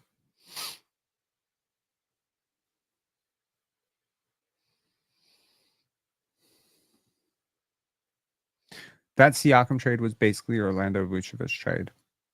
I don't know if I agree with that, but that's interesting. Is RJ a max player? No, he is not even close. But it's worth noting. So this is exactly what I was saying. At 27 million last year at this time, he was considered a toxic asset that nobody wanted to touch with the 10-foot pole, right? He was inefficient. He didn't drive offense very well. He wasn't the greatest passer. He was an inconsistent shooter, right? I think a lot of people had really soured on RJ. And I think a lot of people felt that he was probably worth closer to 10 million than 27 million. I would say right now he's worth much closer to 20 million than he is to 10 million, if that makes sense. And if he keeps doing this and he dials it up defensively, he'll be worth 30 million. At which point you get a steal because you're paying him 27 and he's driving offense really well. He's doing a lot of really good things. He's doing a lot of competitive things. And, you know, rebounding is part of defense. He's been pretty good rebounding the basketball. I have no problem with the team's current direction. My only concern with front office stay the course of development. 100%. Throughout this game, I kept thinking of one phrase. How do you ask an NBA champion to tank? I kept thinking about that phrase because, you know, Bobby Webster came out to the media and he talked about how the Raptors did not want to tank in 2023 because Fred VanVleet, Pascal Siakam, etc. I think sometimes people say things so that they can't say what they really want to say. And this brings me to a bigger point that I want to make, which is that I feel like a lot of people miss the things that cannot be said. Diplomatically, they cannot be said. You can't go to a post-game scrum and say, we're playing this player because we're trying to trade him. You can't do that. You have to lie. You have to be diplomatic. This is a game. The NBA head coaching position is a politician position. I hope you understand that. I mean, I understand that the coaching is a really big part of the job. But like 60% of the job is front-facing politician work. Okay? Darko Rajakovic has to say the right things. He has to say, you know, RJ is working hard on defense. He can't be blasting him every day. He has to say Bruce is in practice. He's a leader. He's great. What's he not going to say? I don't know. Get that cowboy out of my gym. He's a bum. Great. Now you've made yourself the center of the news, and now everyone is aware in the entire NBA. Like, that's what this is. This is politics. This is all politics. All of it. Okay?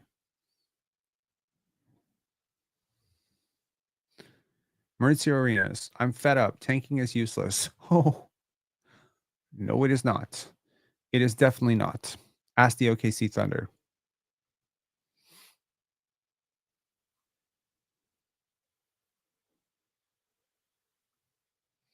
RJ is the next Delano. Here is your walking papers. Sign it. What does he have to do with Delano? No, RJ has been good. Like, RJ has largely been good for the Raptors. Like, he's been shooting efficiently.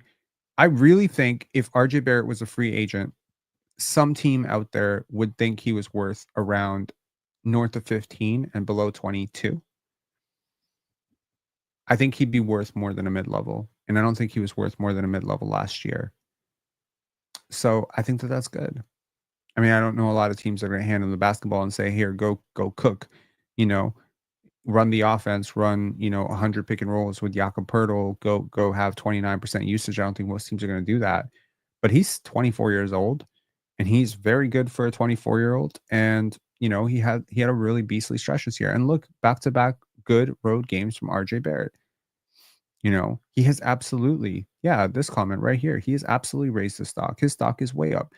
I'm at a point right now. If I'm the Indiana Pacers, I wouldn't mind trading for RJ Barrett. I mean, if I'm the Denver Nuggets, I wouldn't mind trading for RJ Barrett. I might look at a Michael Porter Jr. for RJ Barrett swap and say, does that make me better? You know, clearly it doesn't help my spacing necessarily, but if I can get a Jameson battle in that and I can toss in a first round pick, or maybe I can give you a Peyton Watson, like, do you know what I mean? Like suddenly, like there's players in his realm that make his money now, whereas before there weren't a lot of players in his realm that made his money. If I'm the Chicago Bulls, I would happily give you Zach LaVine. If I'm the Chicago Bulls, I would happily call the Raptors and say, I'll give you Zach LaVine for RJ Barrett and Chris Boucher, and I'll add in like a couple of seconds happily, for to get off that contract. So I mean, that's an upgrade. Zach LaVine's a very talented player. He's a little bit overpaid. He has more years, but RJ's proven his worth for sure. Nemhard has not had like a great year, so that's tough. Matherin's better than RJ Barrett. I disagree completely. I don't think Ben Matherin's better than RJ Barrett. RJ Barrett and Pacers with already horrendous defense. You're trying to sabotage them. I am trying to sabotage them. How valuable is the 2025 second? I think second round picks are going to be very, very valuable, especially top end second round picks. I actually have been communicating with a couple of players who are slated to go in the top end of the second round next year, and it is very, very encouraging, like to see the talent that is inherent there. I think the Raptors need more 2025 first round picks, if I'm being completely honest. Like, they need more.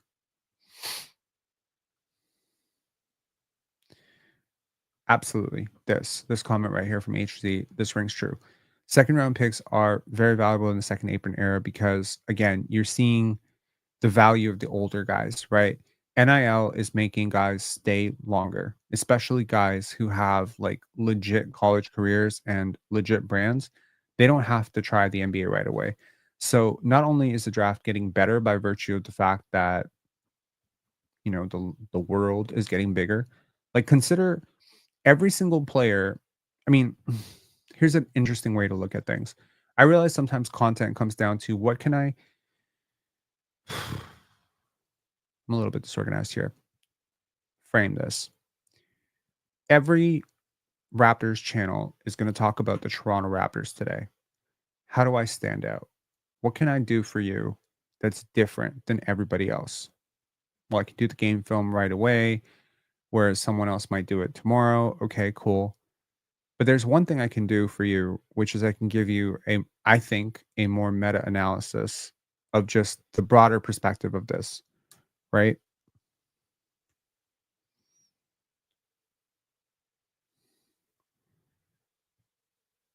What year was the average 2025 draft pick born in? Or 2024 or 2026? Check the age range. When was Jacoby Walter born? 2004. When was Ulrich born? I believe he was born in 2005. So 2004 to 2005. Now go reverse engineer it and go check population growth from 1990. No, actually 1980. No, 1970. Go, actually, I'll do it for you. Hang on. 1 second.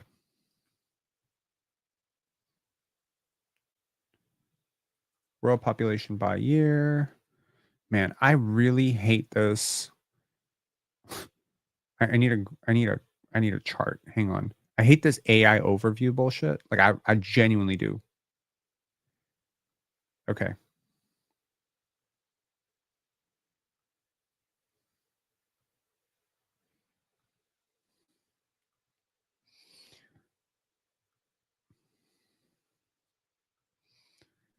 Okay.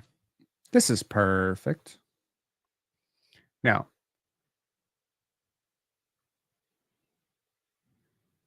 take a look Uh, man, navigating this is so tough. So it's not scalable, but we had 5 billion people in 1987. We had 8 billion people by 2023. So those 3 billion, that's a huge gap. Wait, what?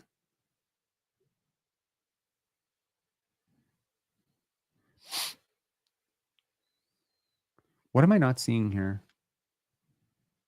So we have 8 billion people today. We had 6 billion when I was a kid, we had 6 billion. Okay. So when you take this population growth pyramid or population growth chart into perspective, and then on top of that, okay, you guys are not seeing the same file I'm seeing. I'm so sorry. I apologize. The tabs are just not working on this computer right now, so I'm navigating blind. But what? Come on, man. One sec. Sorry. Bear with me for a second. Okay. Wow. This is glitchy as hell. Okay. Watch. Okay, this. So this is what I'll show you. Okay. So if you look at population growth throughout 1950 all the way to where we are today, where the growth is one part of the equation. Basketball's growth is different. The growth of basketball, if you were to map something on top of that, the growth of basketball, then you would see how many players in the world actually play the sport. Then you would ask yourself, how much better is the average player who was born in 2004 than the average player who was born in 1994?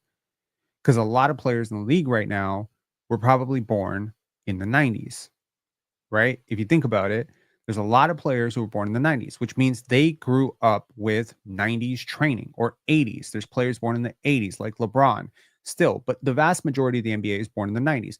So you have to ask yourself, there's three numbers to consider. Number one, the total pool, that's the world population. Number two, the growth of actual basketball across the world. How many people play basketball competitively across the world? That number has skyrocketed. It's one of the fastest growing games in the world. Then you have to, and you additionally have to consider territories in which basketball has grown.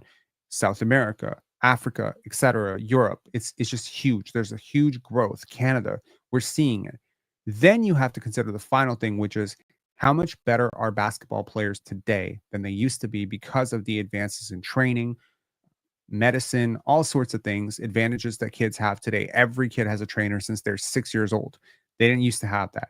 So then you have to ask yourself, how likely is a player who's born in 2007, who grew up with a trainer in 2012, 13, 14, 15, 16, 17, 18, 19, 20, etc., who has received that training?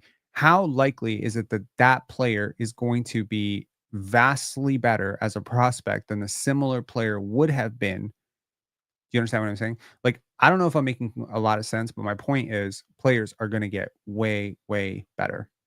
And the average 40th pick in 2031, I'm willing to bet is going to be better than the average 26th pick in 1995 to 2005. That's where I'm saying these second round picks are going to be worth a lot. They're going to be worth a lot. So I'm sorry. I clearly, I'm a level with y'all 100%. I did not sleep very much last night. I slept 3 hours. I am on very little sleep. So if I've been a little discombobulated here, it's not because I want it to be. It's largely because I'm very tired. And being sleepy or sleep deprived or in sleep deficit is akin to being drunk. It's a little bit like being drunk. And being in live settings like this, yeah. But I wanted to share the meta analysis of this and just say more picks in, the fact that the Raptors have 5 picks between 2025 and 2026 is so good because number one, I know who's making those decisions and drafting them. And number two, I think they're going to be pretty high picks. I think they're all going to be pretty high picks. I think they're all going to be a little bit higher than you think. The only pick that I could see being a little lower than you're expecting is the Raptors' own 2026 first round pick. But I think Indiana is going to be a little higher than you expect in 2026. I'm not necessarily seeing the greatest projection for them going forward. I think that Portland second round pick is looking very, very good right now. I think the Raptors' own 2025 first round pick is looking like almost dead set top 7, top 8 type of pick, yo, man, you're going to add a lot of talent to an already young and super talented team. And by the way, all your core pieces are locked up. The Raptors are going to be really good next year. I'm sorry that they haven't been very good this year, but they have been. They're losing 5 minutes to 7 minutes a game. If you could wipe out the worst 5-minute stretch of this game, you win this game. If I could just wipe out 5 minutes, you win this game for 43 minutes and you lose it down the stretch. You lose it in the third quarter and there's just this run and you just can't sustain it. You know, it's like the Denver game. You beat them for 47 minutes and you lost in 1 minute, right? How many times is this team going to do this year? And how many times is it going to take before you realize this shit is intentional? This is the most ethical tank in the NBA that I've ever seen. They are playing grinded out, great basketball for what amounts to 85 to 96% of the game. Sometimes 98% of the game. Sometimes 99% of the game. And then they'll just draw up like the craziest play to end the game out. You know what I mean? So the team is good, man.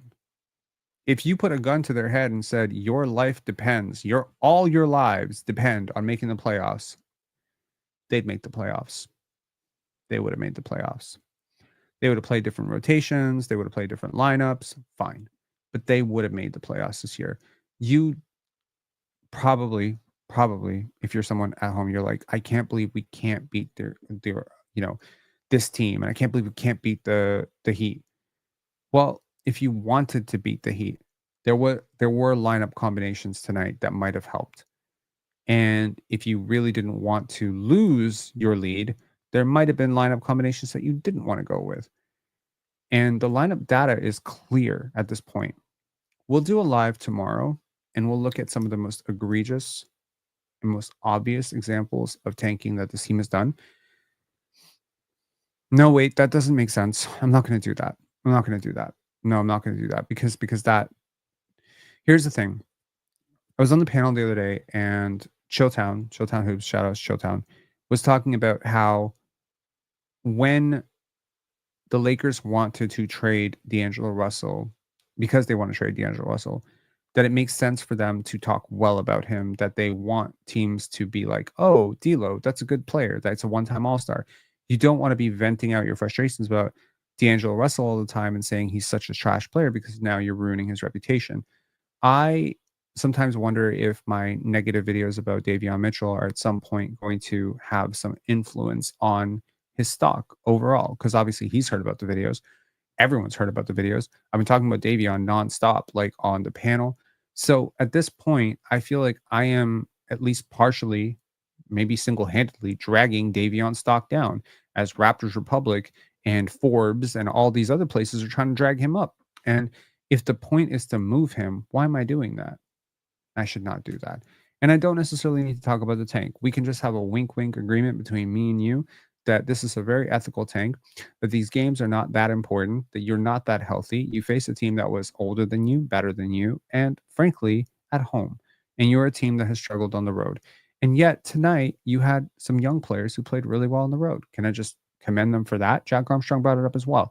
It's really difficult for young players to play well on the road. In general, it's not common for role players and young players to play on the road. Yo, your whole team is role players and young players. The whole team, pretty much like 85% of your roster is role players and young players and Chris Boucher. Okay, so you're not designed to win on the road. You're probably not even trying to win on the road. I think the New Orleans Pelicans game might have given you some false confidence, largely because, as I said, it would have been impossible to beat that team. It would have been impossible to out-tank that team that night. You shot Fred VanVleet. You shot Dennis. Now Davion. Who next? I shot him. Yo, in the immortal words of Bill Goldberg, Mel, you're next. You are next. Okay. Shout out to Bill Goldberg, man. Yo. No, there's no point in covering the lineup data. There's no point in dissecting Davion's game film anymore. There's no point in any of that. I think my my mentality heading into this season was I don't care. And that was very powerful. I didn't care about the results. I cared about the process. I didn't care that Jacoby came out and won Rookie of the Year, or he looked better than Jared McCain in preseason. I didn't care. I didn't care that Scottie made an All-Star team, although I'd be very happy for him if he gets All NBA because I know that it's meaningful and it comes with a salary bump. I don't care if RJ becomes a 25-point game scorer. What I'm looking for is, do the players get better? Is a team playing a good brand of basketball that can be translatable to the future? Are they evolving their basketball skills? Are they getting better? Is there, like daily, are people being held accountable? Are they becoming better or are they becoming bitter? Constantly, this becomes the litmus test for me. Constantly. And that's what I want to know. I want to know that. That's my big question of this season. Is at the end of the season, if you tell me Jacoby got better, Gradey got better, RJ got better, Scottie got better, IQ got better at the things that they were not good at, they got better. Ulrich got minutes and he got better. Jonathan Mobile got better. Yo, I don't care if there's 10 wins, 5 wins, 12 wins, 50 wins, 60 wins. I don't care. It doesn't matter to me. Because at the end of the day, I don't see this year as a contention year. And if you do, you're crazy. This year was at best going to be a play-in, competitive play-in game. You get lucky or you become very good suddenly. And now you're in the playoffs and you get some valuable experience. At worst case, you're a bottom 3 team. Neither outcome bothers me. Does it bother you? It shouldn't. We should have traded for Dyson Daniels when we had a chance. Yo, Dyson Daniels, Cameron Johnson. Have I ever steered you wrong? Yeah, I totally steered you wrong. I told you Brandon Miller wasn't going to be good, and he turned out pretty good. I usually don't steer you wrong. I'm like 95% I don't steer you wrong. How do you account for rookies getting better in their first year? You watch them. You watch them. You watch them make mistakes, and then you see 20 games later, are they correcting those mistakes? Did Gradey get better throughout the year last year? Were there situations where he wasn't handling it very well in the beginning, and then by the end, there was like some progression? Of course. He got better. How about Cade? I am not wrong about Cade. I refuse. My take on Cade was that I wouldn't take him top 5 in a redraft, and I'm firm on that.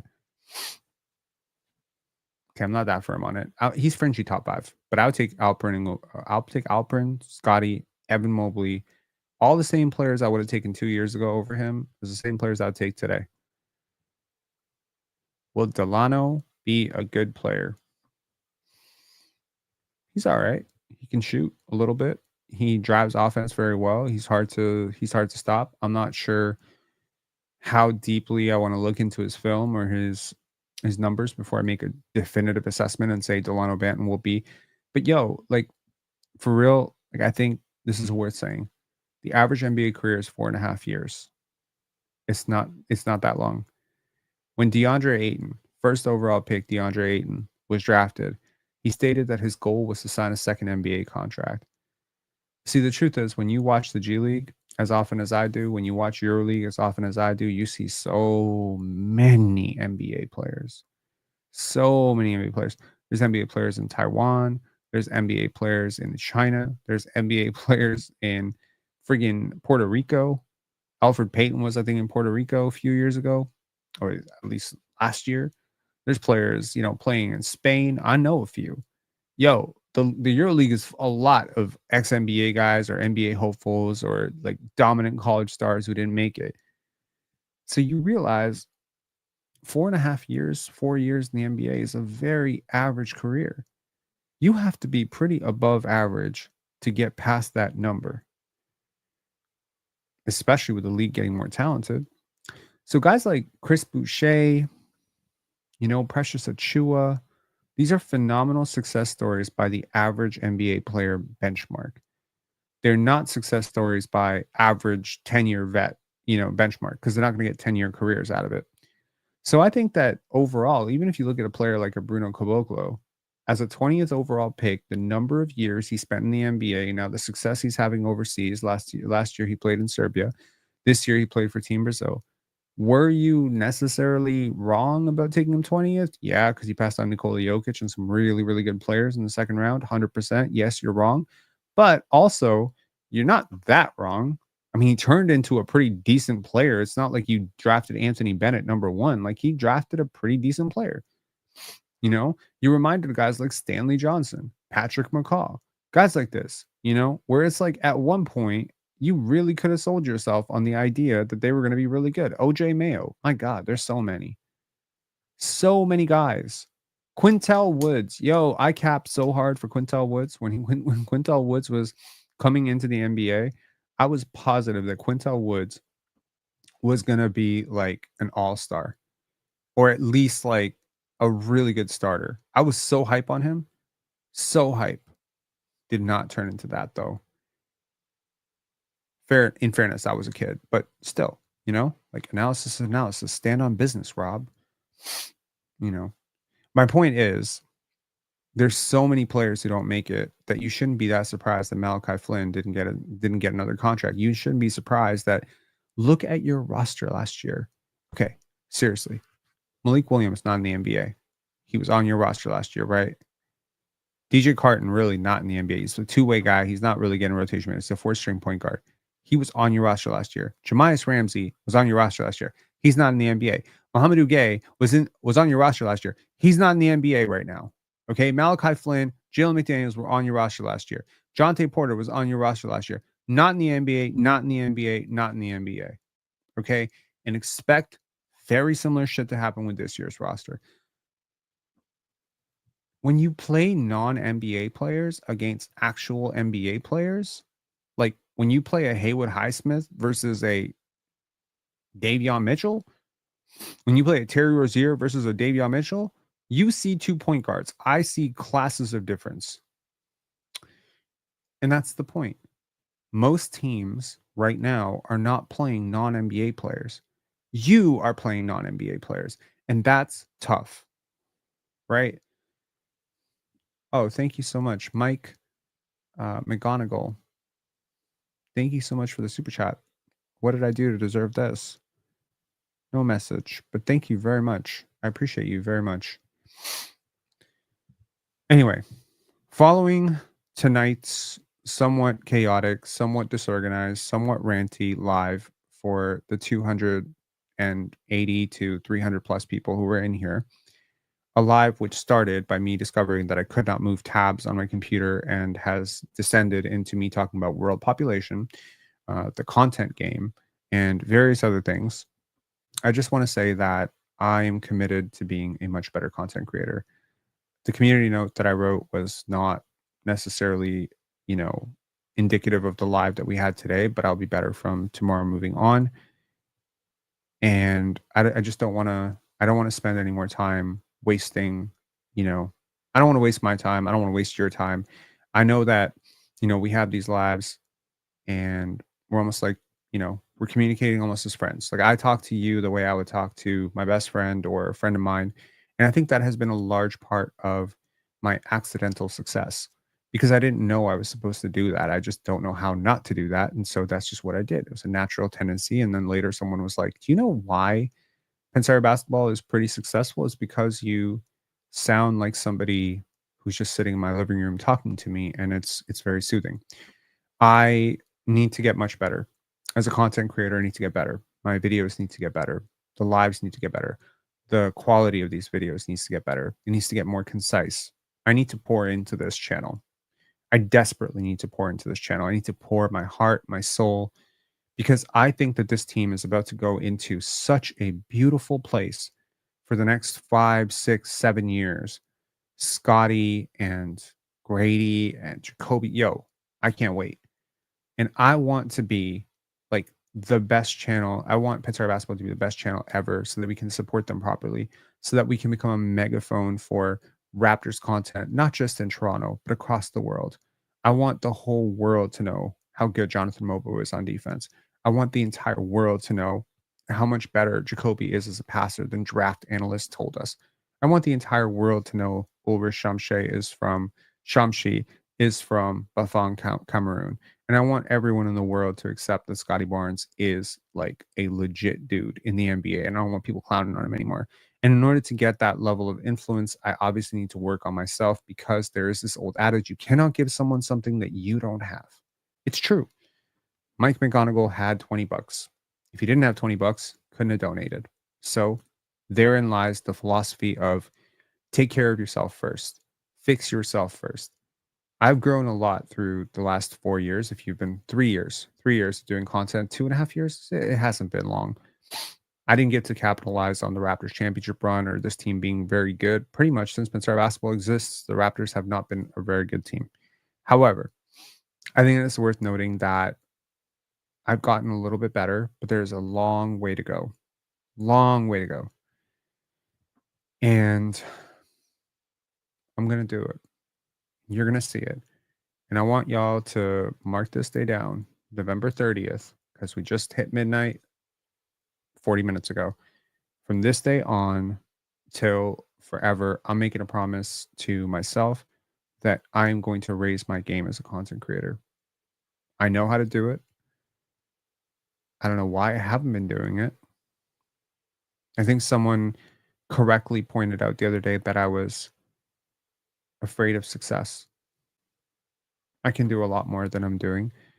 I can do more videos. I can be way more consistent. I can do better video breakdowns. I can be more detailed. I can certainly be a better version of myself. The camera can be fixed. Their background can be fixed. There's so many things that could be done to optimize this experience for you guys. And I think as YouTubers or content creators in any fashion, even someone who's writing a Facebook post, I think it is good to remember that it's never about you. It's always about the audience. It's always about being of service. And some of you guys, you do care. So I'm going to call cap on that. Someone said, your audience doesn't actually give a shit about you. They're there to learn something new, to have their mind engaged for each other. I realized a long time ago that Pensar basketball was very little to do with it's not just about me. I mean, like, I'm here.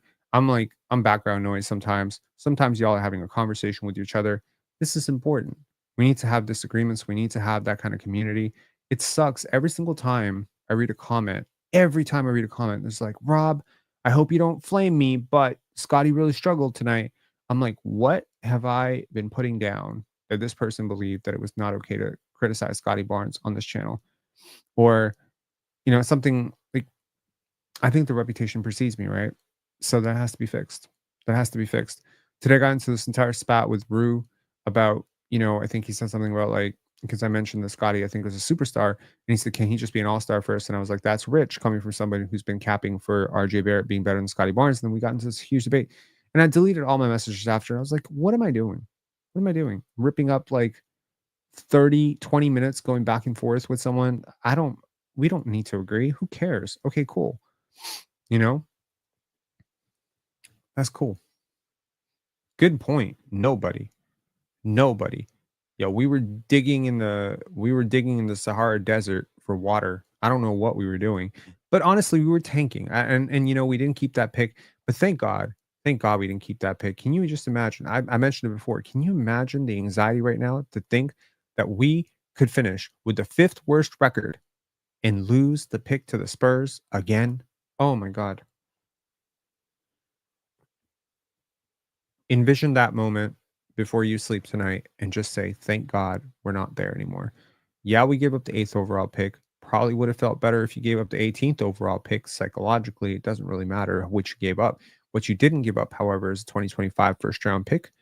You're going to have it, and you're going to get a nice core piece to build, and you're going to replace some of these non-NBA players with actual NBA players, which, by the way, do exist and are easily accessible to you. Not that hard to get a competent roster of 13 NBA players together. It's not that difficult. And with 2 rookies coming in next year, oh yeah, expect consolidation deals. This team is going to look so different in 12 months. I can't wait. S.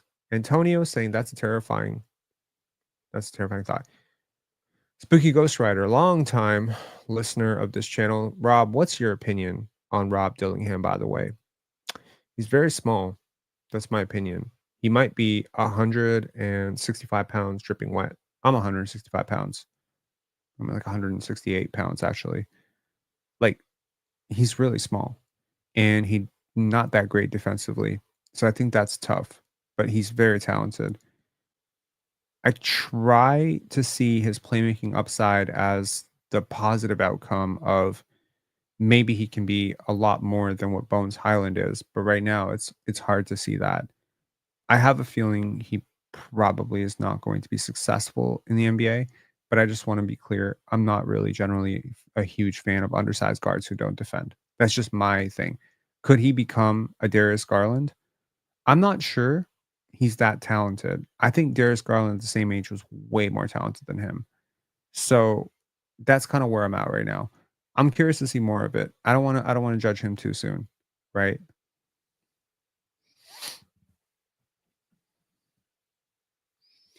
Would you pick up Markel Fultz? So I was I'm a huge Markel fan. So first of all, let's put that out there. Biases. I show you my hand. I'm very biased. I like Markel a lot.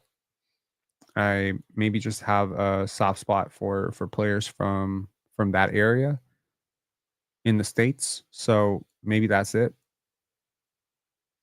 But I can understand he's certainly an upgrade over many players on your team. I'll tell you that right now. Watch Markel long enough, but he has injury concerns, jump shot concerns, fit concerns, and I understand why you don't necessarily have to do that.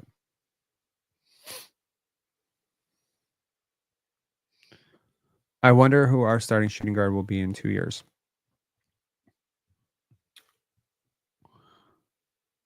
I'm gonna okay, like I don't know for sure that it'll be Jacoby because Jacoby is like very, very versatile in the sense that he projects. So Jacoby's one of the coolest players on this team because he could be like one of two different types of players.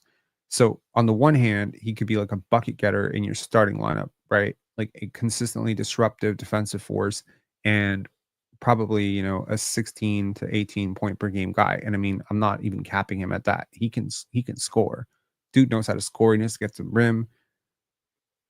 But he's also like this guy who could be like this great sixth man, like a Malik Monk, but not that athletic version of Malik Monk. Like he fits that prototype, right? Like give me a W if you see what I'm saying. Like he could be that guy who gives you like 16 to 18 points off the bench with crazy defense, right? He's so different than Gradey Dick, and yet they have so much in common. He's so different than Immanual Quickley, and yet they have a lot in common, right? They both have crazy long arms. They can be very pesky in the passing lanes. Immanual Quickley comes back, I think December 15th, right? Let me just check here. So the Toronto Raptors, let's see here.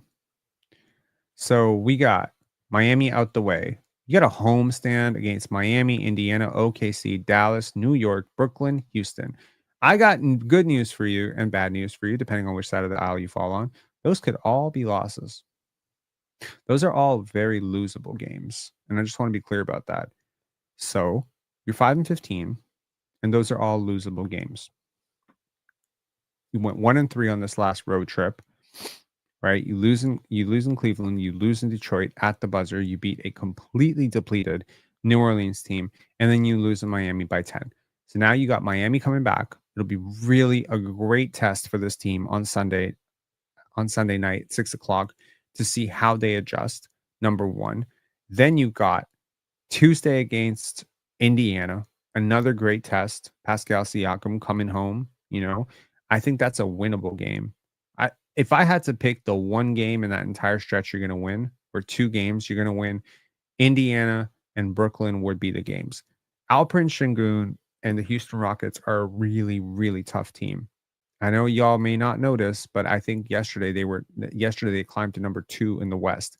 New York is going to be really hard to beat. Karl-Anthony Towns is going to do all sorts of stupid shit to this team, and they don't have anybody who can stop him. Okay, and OG Anunoby and Mikal Bridges are more than capable of making life very difficult for RJ Barrett and Scottie Barnes. OKC has gotten Isaiah Hartenstein back. They are a very good team. You don't really match up well with them. They're physical guards. I mean, it's going to be really fun to see Jacoby versus Case and Wallace. That would be really fun. But yeah, I think you just find out who you are this week, man. You're 5-15. Your season is hanging by a thread. Now, if you want any indication of who is running your organization, the Toronto Raptors were better than 5-15 when they decided not to tank. If you remember at the trade deadline, what I'm saying is their win percentage is worse right now than it was then, when they decided to go in for Jakob Poeltl and try to save the season and say, how do you ask an NBA champion to tank? Well, you don't have an NBA champion on this team unless you count Chris Boucher, and I don't think they have any problems asking him to tank because they don't give a shit. Okay, so in the end, if you remove the Fred VanVleet, Pascal Siakam contract year, bullshit out of the equation, the Raptors would have pulled the plug in 2023 and gone all in tanking for Cooper Flag and rebuilt the whole thing around Scottie Barnes. Unfortunately, they didn't get the offer they wanted for Fred VanVleet. And they decided to pivot away and they went the other way. And that's cool. This is also a team that tried very desperately to tank. I mean, this is an executive who tried to tank at 6-12.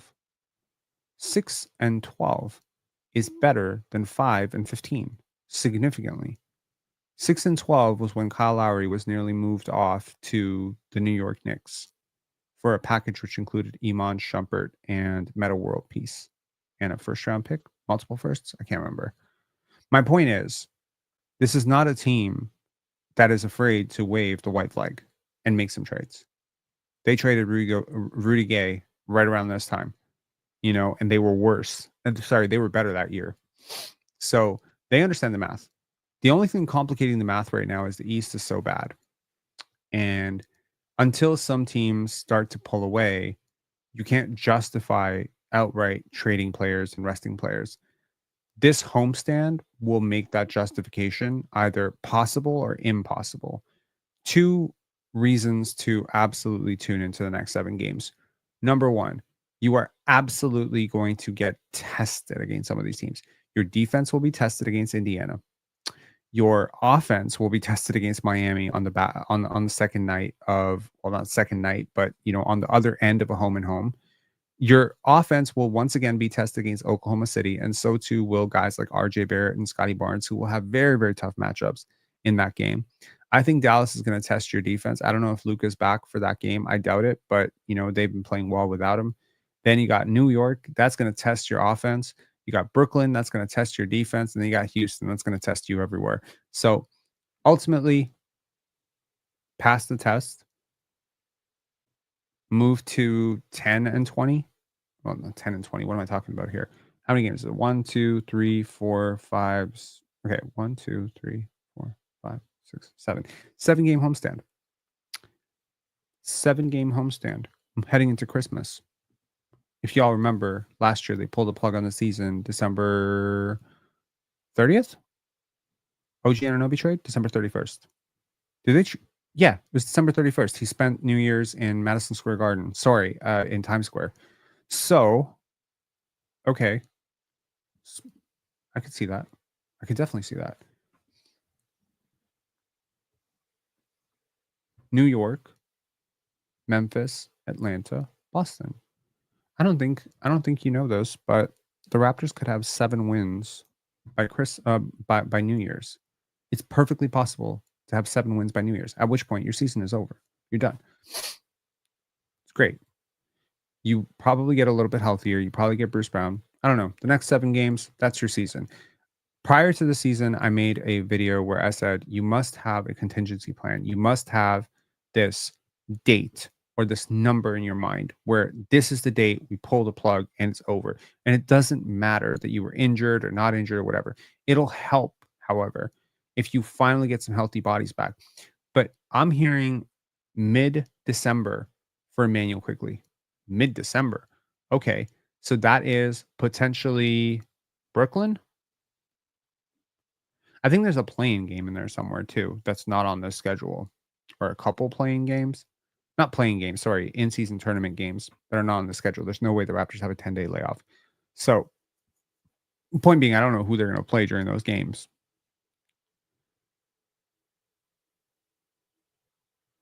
but probably not good teams, not great teams. But yeah, I think the schedule pretty much like the next 2 to 3 weeks define the entire season.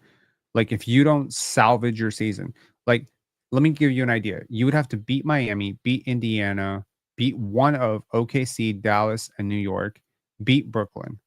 Okay? That's 1, 2, 3. I mean, just 4. 4 wins. I mean, it seems so improbable, right? Six Top Puzzle saying we played all our in-season tournament games. No, I don't exactly know for sure, but there's no chance in hell the Raptors have a 10-day gap in their schedule. So I think they're going to play like one more game somewhere. Brooklyn has been playing well. I agree with that. Brooklyn has been playing relatively well. They are exhibiting guys like Cam Johnson and Cam Thomas. Apparently, they're willing to lose everybody. And look, if they're going to tank, I have no idea. I mean, they're doing a horrible job of it right now. The Raptors have the inside track on the tank right now.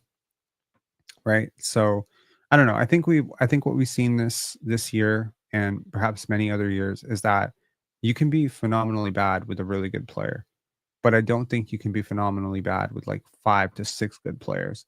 So if the Toronto Raptors are going to tank at some point this year, I think you're going to have to like be very, very creative with some of the ways that you're going to do it. You're going to cut down Scottie's minutes. You're going to give him reps with like a lot of really depleted lineups. I think the All NBA thing is just going out the window right now, which might be a bit of a blessing in disguise from a team building perspective, which I've said many times, but it's worth repeating. How many wins should we have to make you comfortable trading Jakob?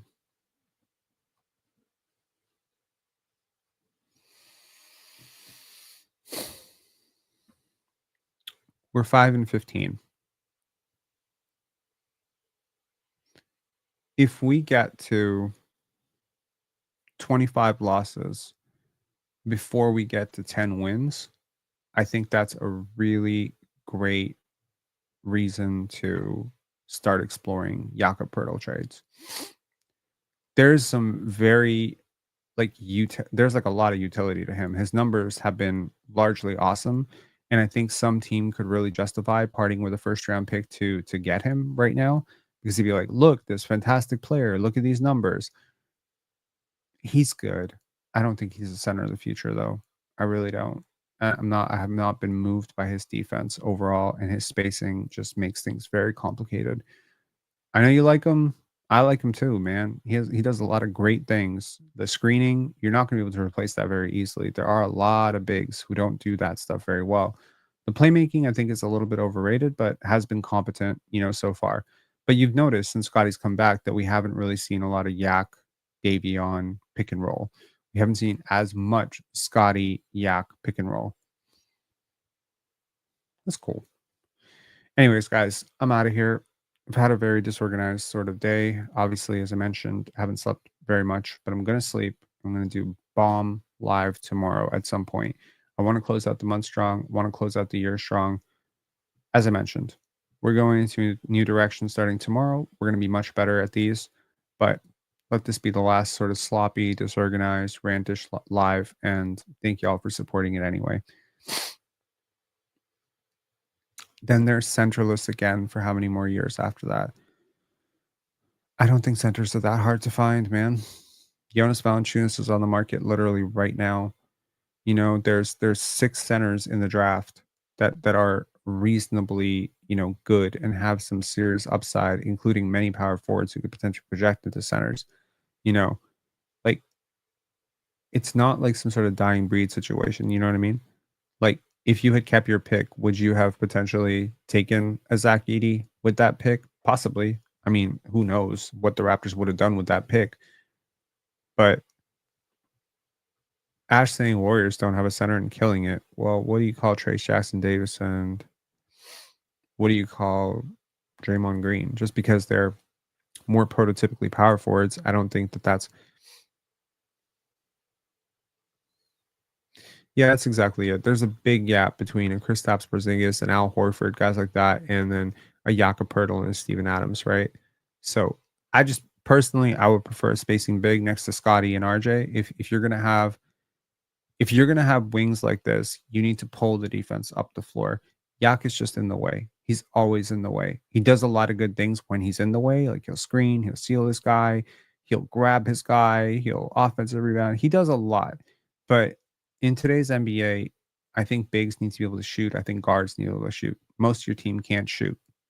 The fact that you still managed to shoot crazy percentages today, in fact, you managed to still lose this game is still like it's almost it kind of shakes you a little bit. You're like, wow, I don't know how they did that. That's pretty impressive.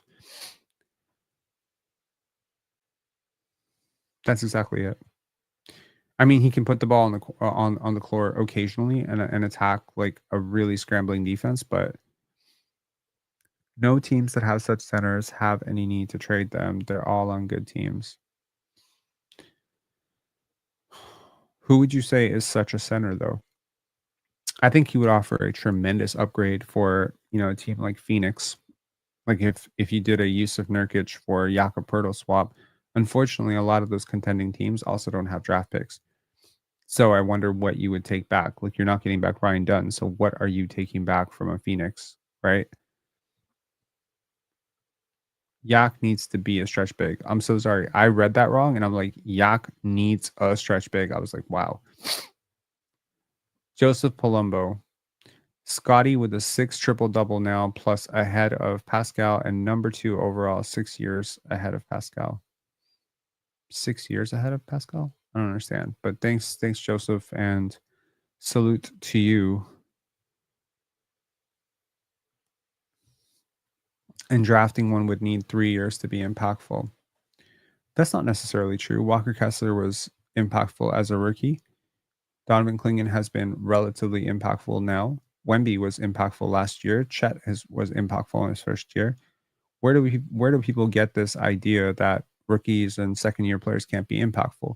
Also, Walker Kessler is literally on the market right now for 2 first round picks. He's a very good rim protector, but again, similar situation, right? Oh, gotcha. Scottie got 6 in 4 years. Pascal at 30 has 6. Well, they're very different levels of athletes, rebounders, and passers, but that's another good example. Derek Lively was really good as a rookie. Also, Daniel Gafford was available last year. I think anyone could have traded for him.